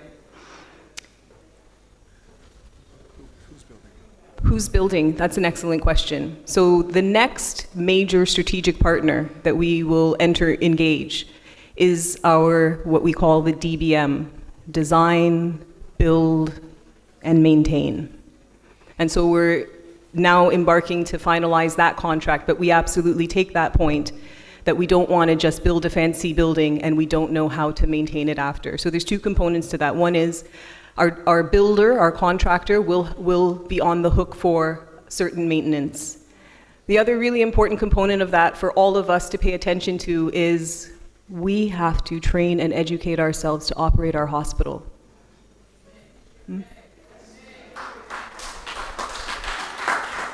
So we will enter a contract to make sure that we have them on the hook for a few years, but we absolutely have to also train and make sure that we have Grenadians running and operating our hospital. Thank you, Ambassador. Next question. Thank you. Thank you to the Sorry, I just wanted to make one other comment response, and that is the hospital itself does not cross the river. The hospital itself is just the footprint on the bottom side of that river. There's a bridge that then connects it to the rest of the research hospital campus, but the hospital itself is just on the one side. And I can promise you, we've spent a lot of time with experts, studying experts, all kinds, experts. And we will continue to do so. So the studies, the testing, the understanding of the land, the understanding of the strategies to mitigate against the potential vulnerabilities continues. But again, come and do the visit. The site tour experience will also help to educate you. Also, as part of the groundbreaking ceremony activities, we will have our design team come down to offer a panel discussion where we would be happy to go into further details with you about a lot of the expert strategies that have gone into some of our thinking. Can you tell us when the site visit is? The site visit? So the site visit, we are still building it. It will open the day or two before the groundbreaking, but it will be open for a month after. And so we will, you will see through the mediums how you can book a site tour. And just to the point about, can you hear me? Just to the point about a 100-year storm, right? We used to think that hurricanes hit Grenada every 50 years, and now it's every 20 years. God forbid, right? And so the point where we're looking at the site itself, the floodable plain is based on 1 in a 100-year flood. The site itself is developed based on 1 in 500-year flood levels. Yeah. In addition to that, when we're working with our experts, we have a situation where we consider that if it does flood, what happens to critical equipment? So even the way it's structured, you'd see that the critical equipment or the brain of the hospital is on the 3rd floor. That's sandwiched between the top of the hospital in case there's leaks and the bottom of the hospital in case there are floods. So we can go into a lot of that detail when you come visit us at the exhibit to discuss the myriad of strategies that we have regarding the site, but also wanted to highlight that when we consider, there's certain things that we are naturally afraid of. You know, flooding is definitely one, and we shouldn't do. Oh, sorry. Thank you. Yes. And what we also realize is the river is actually a beautiful feature. And what we don't want to have is that sometimes we look at, yes, the physical risk associated with that, but there is value in terms of integrating nature into a healing environment. And a lot of research has been done that shows that that increases healing. So when you see in the plans, you'd see gardens throughout the hospital itself on multiple levels. You see the views to beauty and nature. That's very important as well, because we need that instead of just creating a concrete jungle, you know, for our hospital and our patients. Thank you, Damien. Next question, please. Thank you to the panel for this wonderful presentation. I live in the UK. I have a physical disability as well as an unseen one. My question is, how is the hospital going to take care of somebody who has a physical disability to access the hospital, number one, and secondly, the commercial end of this wonderful venture? Could you just elaborate on what that would look like for somebody like myself who may want to participate in the commercial aspect of the hospital? What would that look like? I'm speaking more about the finance and where that will come from. So thank you for the questions. I'll take the second one first. What we're speaking about is the construction of the hospital, and we have framed it within a broader medical city. And so there's a lot going on here. The broader medical city is not what we're breaking ground on now, except to the extent that we need to control the site and do the things that are necessary for the mitigation of the environmental concerns that we have. But what happens with the broader medical city is something that we will continue the conversation. How we attract investors and what investors exactly we want in that medical city is a conversation that we will continue to have. Our immediate focus is building the hospital, and the timeline that you've seen really is focused on having an operational general hospital by 2029. So stay tuned. We will have more information about the investment opportunities as we move forward. And Thank you. on the point on the disability, so in terms of access, I think it's twofold. One is how do you get to the hospital, and two, how do you get into the hospital? So let's start with, once you are at the hospital is going to be based on international codes for handling access for, with regards to like the ADA standards, right? And so it is designed for that, to make sure that everyone has access, unlike the current, and that's one of the reasons why we have to move from the current general hospital location. As many people know, you have steps to go up for the eye clinic, which doesn't really work, right? And so that is one. In addition to that, we are also making sure that as part of the design, to make sure that there are drop-off points to allow outside of the main area for the hospital, because we don't want to start clogging up the eastern main road for many of the residents here as well.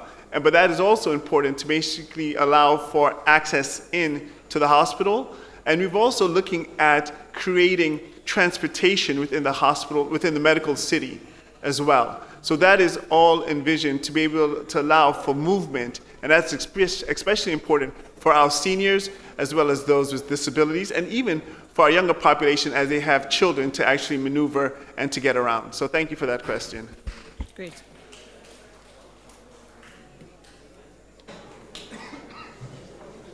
Mr. Prime Minister, members of Project Polaris, my name is Bernadette Charles. I live in Calivini Gardens, so my view is where the hospital is going to be.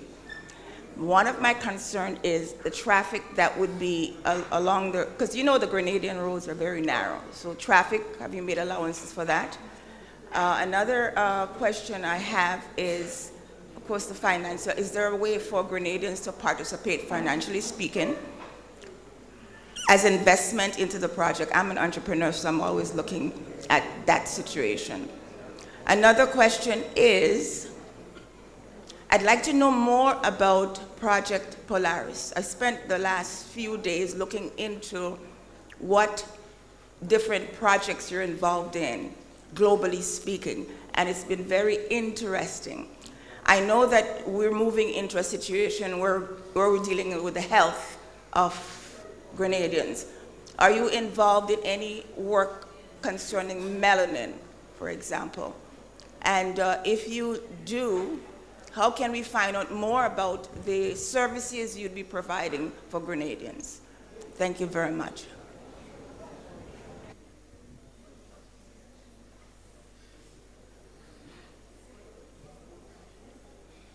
Thank you for your questions.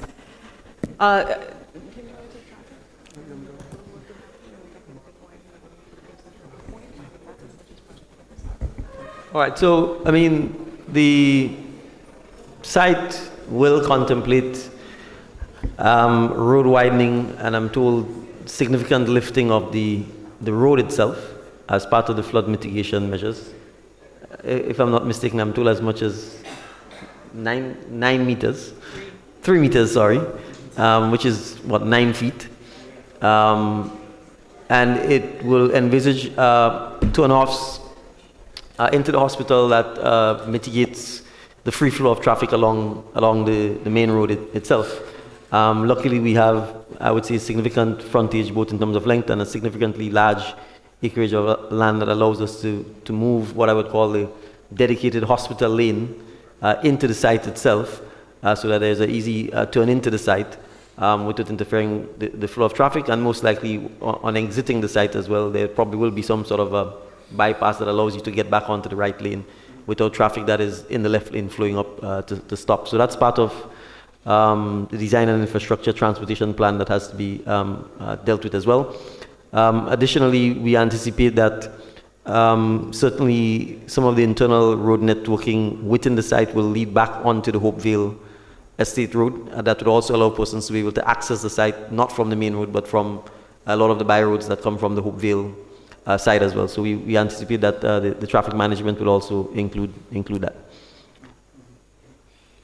Right, thank you.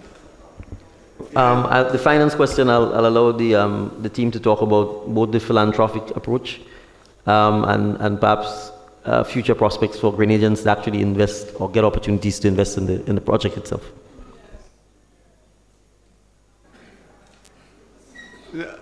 Thank you for that.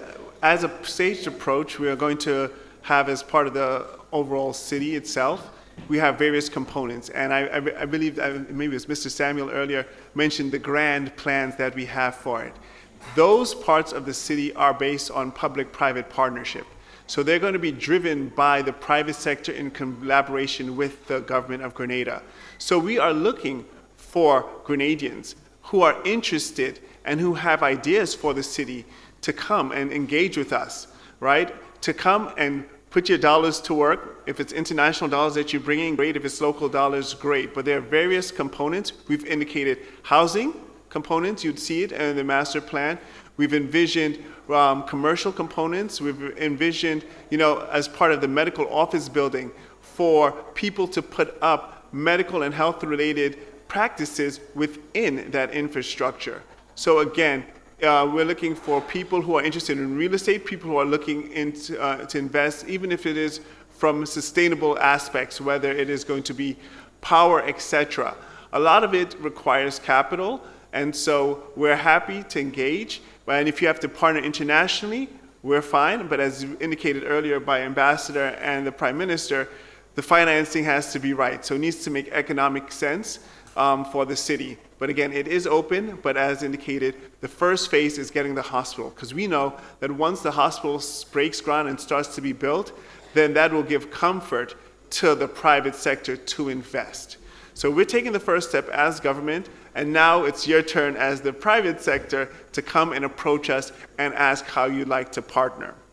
In addition, you mentioned about the Project Polaris team. We are under the guidance of Ambassador St. Bernard. We are leading the initiative as Project Polaris.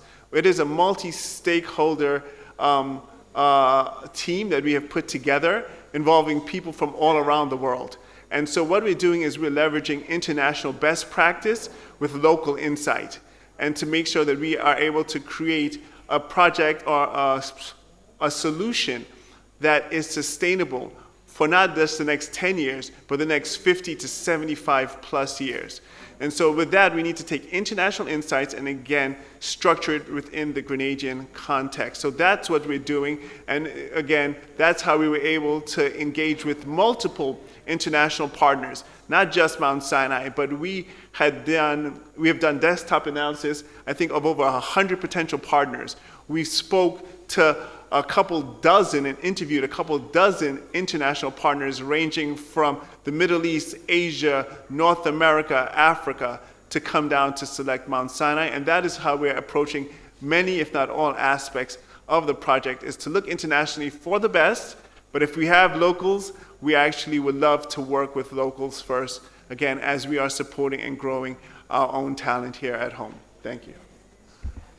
Thank you, Damien. Next question, please. Hi, good evening, everybody, and thank you to the panelists for a wonderful presentation. I think you answered every question I came in with, so it was really informative. I just want to say I think it's great for Grenada. I think the fact that you've partnered with SGU, which I believe is, 30% of our GDP, means if this grows, then that grows. It actually adds a lot more than just this. There's a lot of spin-offs and additions. I actually like the commercial complex as a resident and someone in the private sector. I think that's great. I also like that you put it on the right side of the river, because I think that means now St. David's gets a commercial area, because isn't that river? I think the river splits St. George's and St. David's. I think that's fantastic. I only have one concern, and I know you can solve it because you have enough land. I think other people have mentioned, I think the parking. I think if you have 250 beds and you have 300 spaces, there's a problem there. Maybe you misspoke, because if you have 250 people in a bed, which you hope to have full, you have 2 guests coming to visit them. How many nurses to each bed? How many doctors to each bed? I just could see, over 1,000 spaces easily before you get to the commercial zone. So that's my only concern, but it looks fantastic. Thank you. Great observation.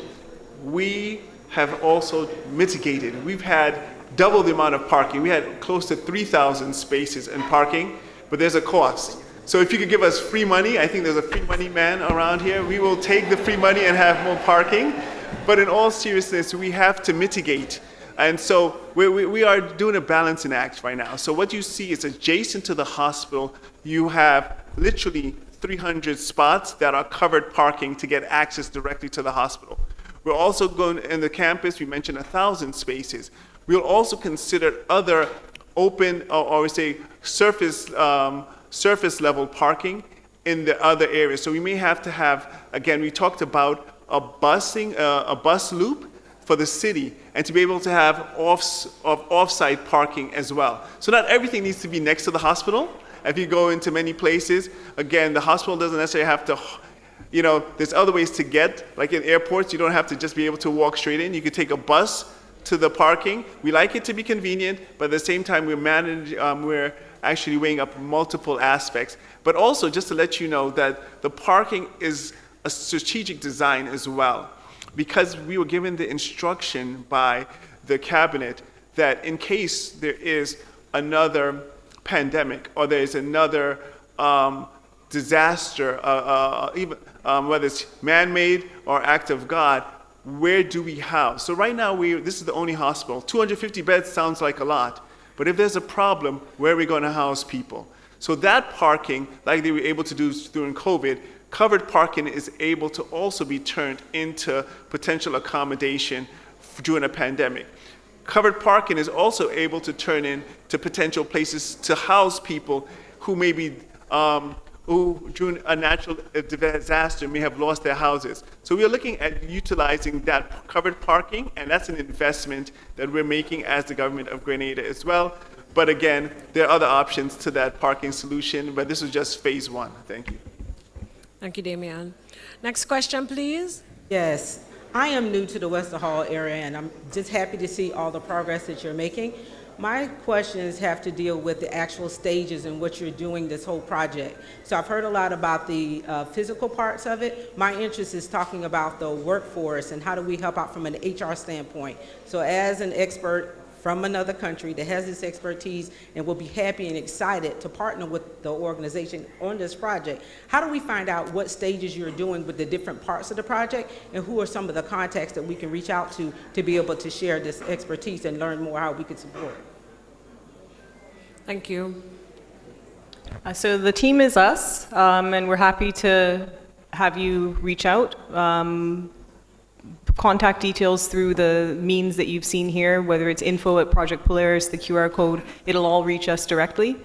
So feel free to reach out so that you can get more direct information about where you think you might be able to offer some collaboration. We'd be happy to hear. Thanks, Ambassador. And just a reminder, those of you who have not scanned the QR code yet, this is a perfect opportunity to do so. So please pull out your phones and take the time to scan that code and fill that form out. All right, next question. Okay, thank you very much. Wait, I just have a few concerns. I believe that this is one of the best things that will happen for Grenada. That project, and one of the best that will happen for St. David's. But my concern, I didn't hear that raised in the issues that you had. One, will that project have a place where patients could learn preventative medicine, like a place for patients to exercise?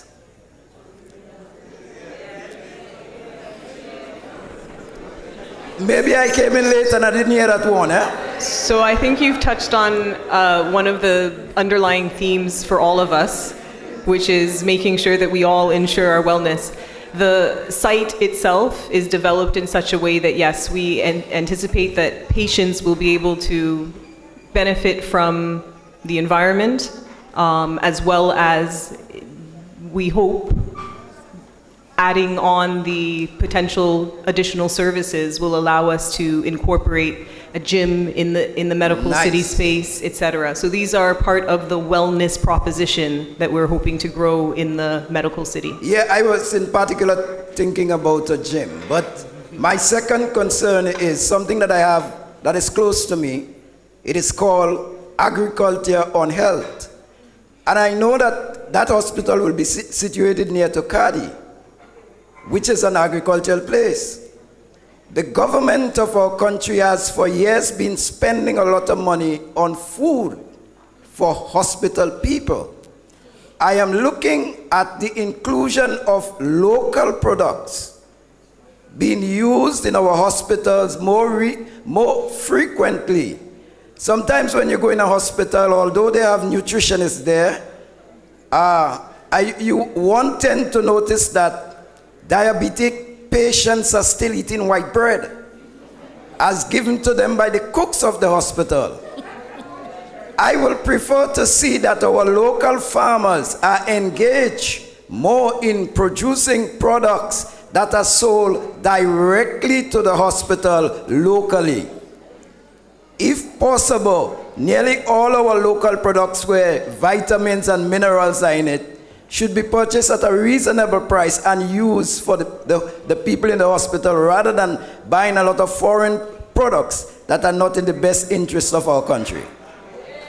Thank you for your questions. And we take the response. Thank you. Well, I wouldn't go into what have I noticed with the Marybone. I was a bit annoyed because they had so much wastelands and they still have to buy all that products from other areas, and they could have used some of the lands to produce products that could have been sent to any one of our government institutions to better the health of our people. My third concern is this. While we may talk about preventative medicines and the pharmaceutical world, are we putting up a place so that herbs could be sold, like an entrepreneur, have herbs and things selling in that place as preventative medicine rather than the pharmaceutical world alone? I just asked the question. Thank you very much, ladies and gentlemen. Thank you so much for your concerns. Thank you so much. I think you've made some exceptional recommendations that we will take into consideration. The farming aspect and being able to grow and sell fresh produce to the hospital as the hospital's base of food is an excellent idea, Prime Minister. And as we were speaking about the opportunity for the farmlands very close to the Project Polaris site, perhaps that's something that we can consider as we move forward and maybe extend it through our schools as well, just saying. So thank you for those suggestions and recommendations. All right, thank you. We'll take our final two questions. Sir, you may proceed. Good evening. I would like to recognize the Prime Minister and his team.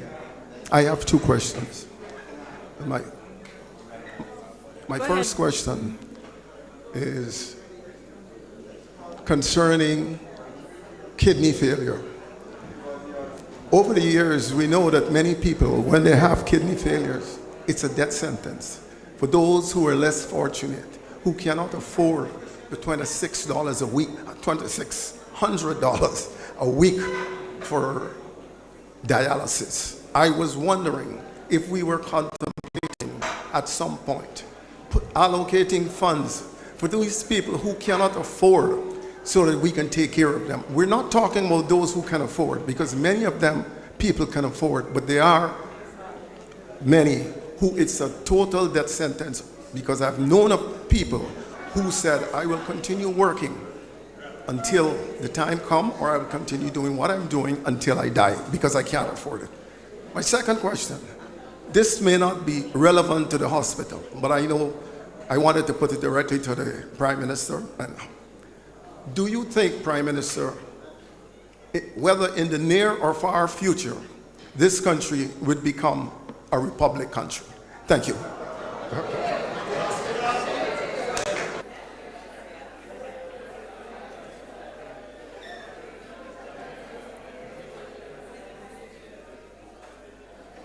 All right, P.S. Jones will speak to the current arrangements pertaining to patients with dialysis, and then I will address the republicanism question after.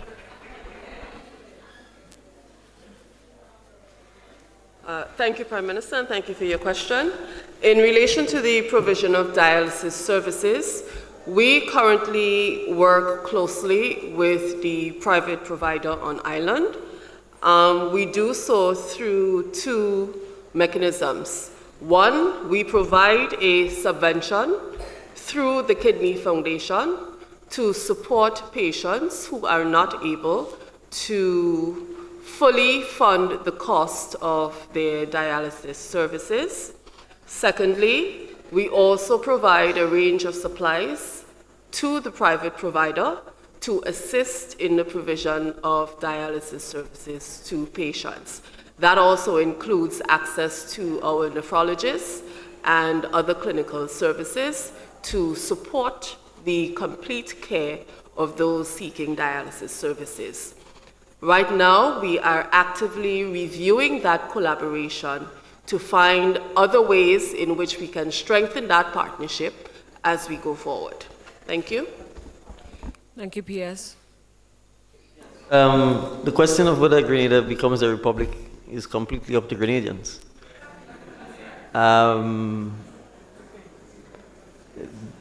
We have attempted constitutional reform twice in my lifetime, and in both instances it failed miserably.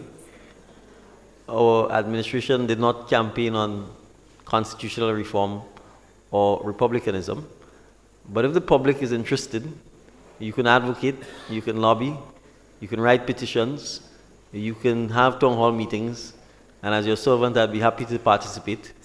And if we can get consensus from the political parties, churches, NGOs, trade unions, that we should become a republic state, then I'm sure when the referendum takes place, we can get majority support for that. I will simply say I think our current system of government is a little too cumbersome and a little too expensive to maintain what I would call ceremonial rules. I believe that government should work for the people, and one way of working for the people is government itself needs to be cost effective. And even much, much wealthier countries than us have long done away with ceremonial heads of state. So I don't believe in a republicanism that simply replaces the Governor General with a ceremonial president, as we have in places like Barbados or Dominica and so on. That to me is just a name change. The system of government remains the same. I personally believe in a executive head who is also both the head of state and head of government, as for example in the United States, and where you are elected and you work and you either serve your term if it's a fixed term, or if you don't have a fixed term, well, if you don't know when to leave, the people then send you home. So, but that really, that what I call fundamental change is something that the public has to want. We have to have education about it. Attempts by political parties to lead constitutional changes in the past have failed. Even in circumstances where the New National Party, for example, had 15 seats in Parliament.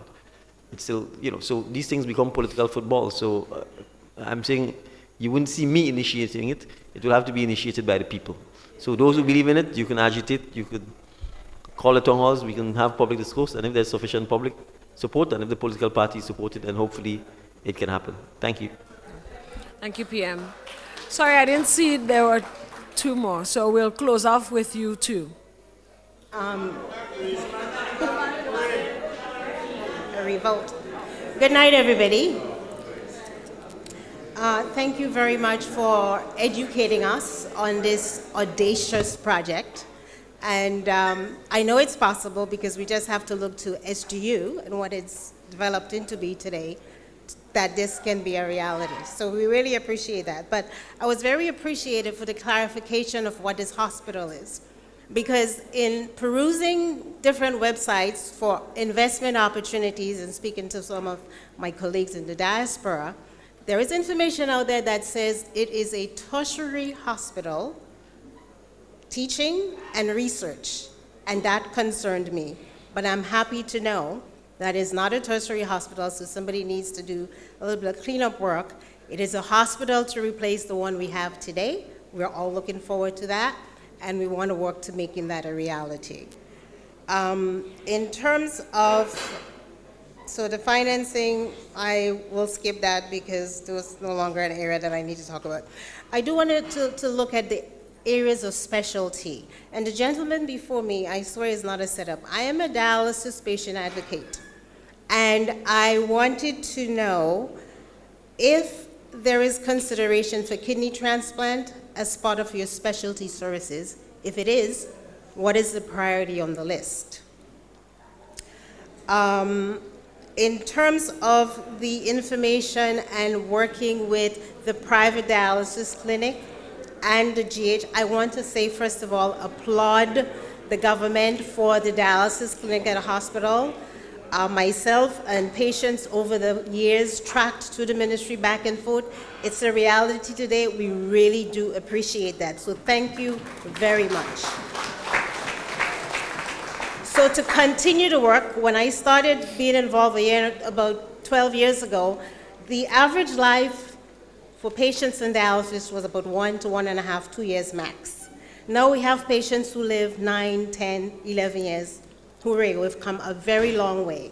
So what I am appealing to the government is to very urgently, 2 areas. 1, we need a comprehensive renal policy that addresses oversight of dialysis clinic. You know, now we have 1, but there could be others. Policy that address the government being able to go in and have oversight to ensure there is compliance on standards, to make sure that the patients are getting the treatment that they need, and also to collaborate with General Hospital with one nephrology team, one renal team that has a nephrologist, a vascular surgeon, a dietitian, as well as a social services worker. And we're small because we could make this happen. We don't need 2 groups serving a private and a public. We're small, we need 1 group that serves both. Currently, we're trying to get the nephrologists to visit the private clinic with the patients on a monthly basis to make sure that their care is being monitored and they're being counseled properly so that I can be healthy. And last but not least, the fees that the patients are paying today. It's really hard. We are not asking the government for free dialysis services. If you do, it will bring this country to its knees. It is not possible. But it needs to be affordable, and it is doable. So I am willing to offer my assistance in whatever capacity to continue the discussions of the MOU that's being looked at and what we can do to make this better. But more importantly, the policy should also include a renal registry where we can have oversight, management through diet and lifestyle to slow the progression, especially there are people who are predisposed genetically to kidney disease. We need to know who they are and to manage. Thank you for your listening. Thank you. Thank you for your comments. I'm going to start just quickly with the, just making a point about describing this new hospital as a teaching hospital. Come up and respond. I think it's important to emphasize what we mean by that and why that's important. I think Mr. DeColle made the comment that we have an opportunity to leverage SGU, which is also already making a significant contribution to Grenada, both in GDP and in the experience of having international long-term tourists here on the island. Teaching hospital. Since the government of Grenada has had an arrangement with SGU, we have had an agreement to create a teaching hospital. Currently, SGU students come to Grenada. They love Grenada. They spend only a couple years doing the academic component of their medical education. Because we don't have a clinical experience that can offer them the experience that they need to continue and complete their medical education, they all go off island following their academic component. And part of their medical school tuition is SGU paying paying other offshore medical institutions to allow their rotations in those institutions as part of their medical education. By creating a teaching hospital in collaboration with SGU, we're actually creating a revenue stream opportunity for our hospital, while also increasing workforce capacity, because we now have early educated, they've gone through a couple years of training, and getting into the practical component of residency and rotations, we actually have schools paying to have students now placed within our new hospital, which will offer them a comparable experience as if they were to leave the island. And in so doing, we should be able to maintain a lot of SGU students to stay on island even longer, while fees have to be paid to the hospital for them to continue their education within our teaching hospital. And that's the concept behind why we're striving for a teaching hospital. You're going to take dialysis? T.S. Jones?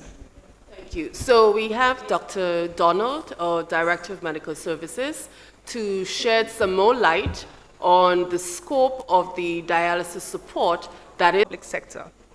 Within the public health sector, of course, as with any public sector service, no one is turned away. It's health service for all, universal health. So within our hospital services, I'll give you a little breakdown of what other services we offer. So at the General Hospital Dialysis Center, we have 2 nephrologists.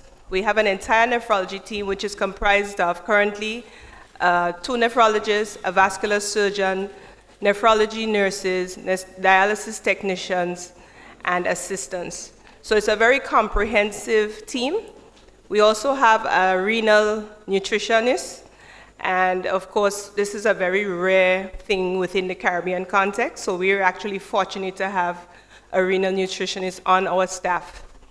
Within our system, we have a tier system for dialysis services.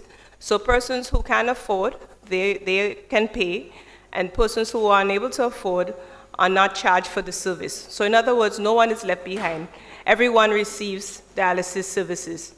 We are currently working on collaboration with the private facility so that we can also offer some of these services to them. But currently, all the patients within the private facility have access to free labs at the General Hospital, free clinic at the General Hospital, free nutrition service at the General Hospital, plus subvention, and we also offer supplies. So we do provide quite a lot of support to the private sector, and of course we share everything that we have at the General Hospital. So as we move along trying to improve renal care, I mean, last week was actually World Kidney Day, so I want persons to work towards their renal health, and rather than spend monies on dialysis, spend money on healthy lifestyles. Because dialysis is, in fact, a very, very expensive treatment. So for me, I'm going to take the opportunity to, just advocate for persons to take care of yourselves. Because it really can be a life sentence. It's very costly. But of course, at the General Hospital, with or without money, you will receive care. So I just want to say that, and we will continue to build our collaboration with our private sector collaborator. As a matter of fact, tomorrow we have a meeting with all our dialysis patients. So tomorrow we will be meeting with them to get a better understanding of how they feel, what are the areas of collaboration that we need to engage more in, because we do quite a lot, as I outlined. So we look forward to that meeting tomorrow to see how we could strengthen the services that we offer. Thank you. Thank you, Dr. Dollar. All right, and now we take the last 2 questions. Good evening. As one of the proudest residents of St. David, I welcome Polaris to Westerhall, and I know that my land value will be going up, so I thank you for bringing the hospital to St. David's. One of my concerns, I know you spoke extensively about flooding, the structure of the building, the openness of it. how prepared it is for stuff like hurricanes that could come in any category or form. And my second address is to maybe the Prime Minister or the Minister of Education, who gives out the scholarships for St. George's University for our doctors and our nurses. Speaking openly that my son and daughter would be able to have greater opportunities at seeking for more opportunities for scholarship for our children so that they would become the future doctors and nurses in our hospital. Thank you. Thank you. Just to add in your response, somebody was asking a question about SGU, so I'll just add it so you could respond. The question: would Grenadian students pursuing medicine at SGU have the opportunity to pursue their clinical rotations and residency at Polaris? And could this be an opportunity for them to serve their bonds when they receive the scholarships? Yeah, so you could probably add that in your response. Also, very good suggestion. So thank you for those questions. That is what we're seeking to, well, we want all SGU students to have the opportunity to continue their education at our new hospital. We recognize that it will both add to our workforce as we have students rotating. It will add to our revenue stream as we partner with SGU to offer additional support to the education of their students. Other parts of the question? So I can go back to that. Is there any other component of the, and so as far as scholarships are concerned, I think this is one of the whole of government approach. We have also been speaking with the Ministry of Education and have been making sure that whole of government understands the opportunities that are being created through Project Polaris, and that we are seeking to, as we've said, educate our youth, train our people, and make sure that we give them every opportunity to operate our hospital. So I think I mentioned that as far as clinical rotations, we are hoping that all SGU students, not just Grenadians, will have the opportunity to do clinical rotations at the new hospital. We absolutely, certainly hope that Grenadians who have finished their academic component will choose to stay in Grenada, but we now have a much stronger opportunity to build the system to ensure that we get bonded students to make their contribution back to Grenada. We have to keep in mind that in many cases, after academic component, for medical students to continue their education and to excel, they have had to go to offshore institutions that gives them the experience necessary for their education. So in many cases, what we're doing now is trying to connect the dots so that we can create a seamless system that allows us to offer our people education while making sure that they can make a contribution back to Grenada. I just also wanted to address, there was the mention of, we spoke a little bit about water mitigation strategy. Certainly also a lot of thought has gone into the design with respect to hurricane resilience.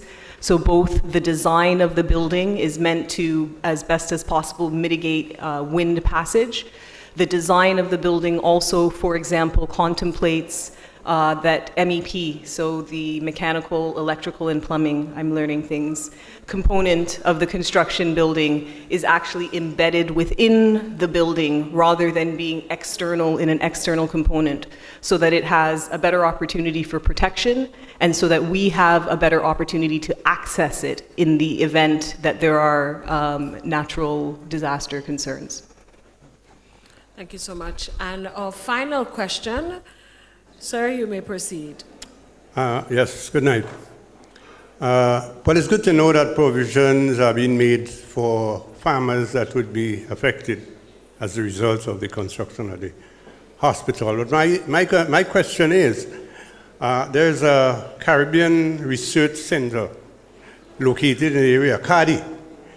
What provisions are being made for the relocation of CARDI? Is there a place identified for CARDI? Thanks. Yes, we haven't identified a place for CARDI as yet, but I don't think that is going to be an issue. The government has several estates. There's Ashenden, for example. we just talked about the possibility of acquiring or leasing the whole Vale estate. Cardi occupies about 7 acres of land, give or take. But there are several government sites, so we don't think that relocating Cardi will be an issue for the purposes of the construction. And additionally, depending on the utility or the services that they continue to provide, there may be an opportunity for them to be reintegrated into the wider ecosystem when we talk about agriculture and research and nutritious food, etc., etc. So I don't think land space is an issue in that sense. Okay, thank you. Thank you. Thank you. Thank you so much. Ladies and gentlemen, we've come to the end of tonight's town hall meeting, but before we send you home, I will now open the floor for closing comments from the head table. Thank you, Ms. Etienne. I will just very briefly thank everyone for coming this evening to hear about Project Polaris. This is about an investment in us. This is a transformation of healthcare for Grenadians by Grenadians. I hope you will all join us for the groundbreaking ceremony on the 27th of March, and you will continue to stay engaged as we continue on our journey towards the construction of a new hospital and the transformation of healthcare in Grenada. Thank you very much. Thank you.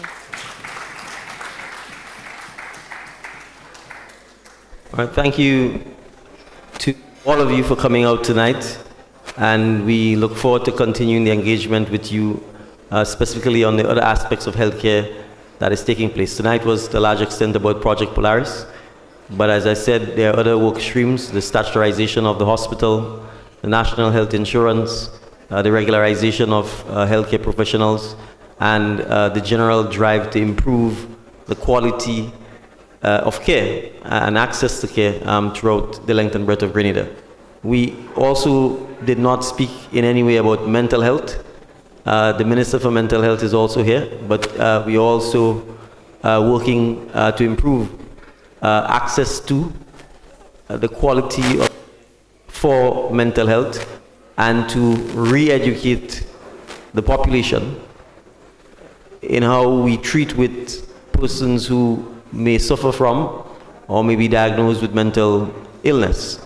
And it's important for us to emphasize that, because we have some long-held cultural beliefs that does not in fact support the diagnosis and the effective treatment of persons who suffer from mental challenges. There's significant stigmatization and prejudice that still comes with it. And it is also fueled by our adoption of Western lifestyles where substances like alcohol and drugs are abused, which in turn triggers some of the underlying mental health issues. So I don't want to forget that aspect of healthcare in general, because this is an area that we're also doing significant work in.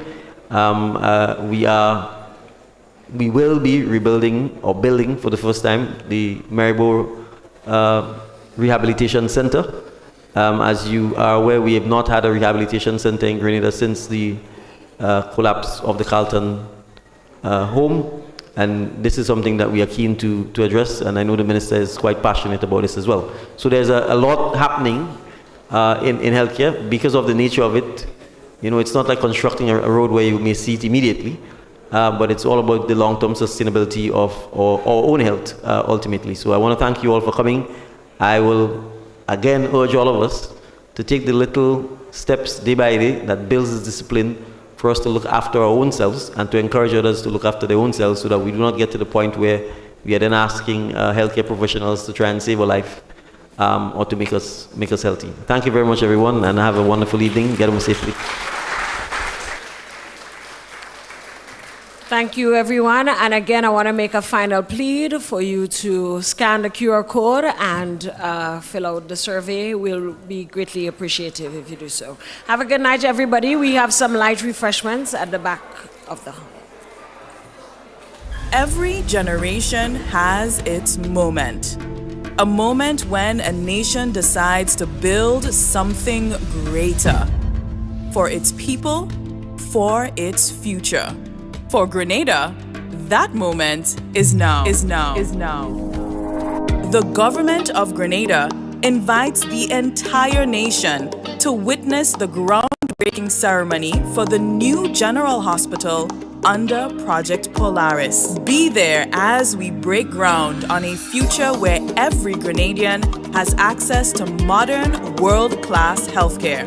Friday, 27th March, at the Project Polaris site, Calavini, St. George. Arrive at 3:30 p.m.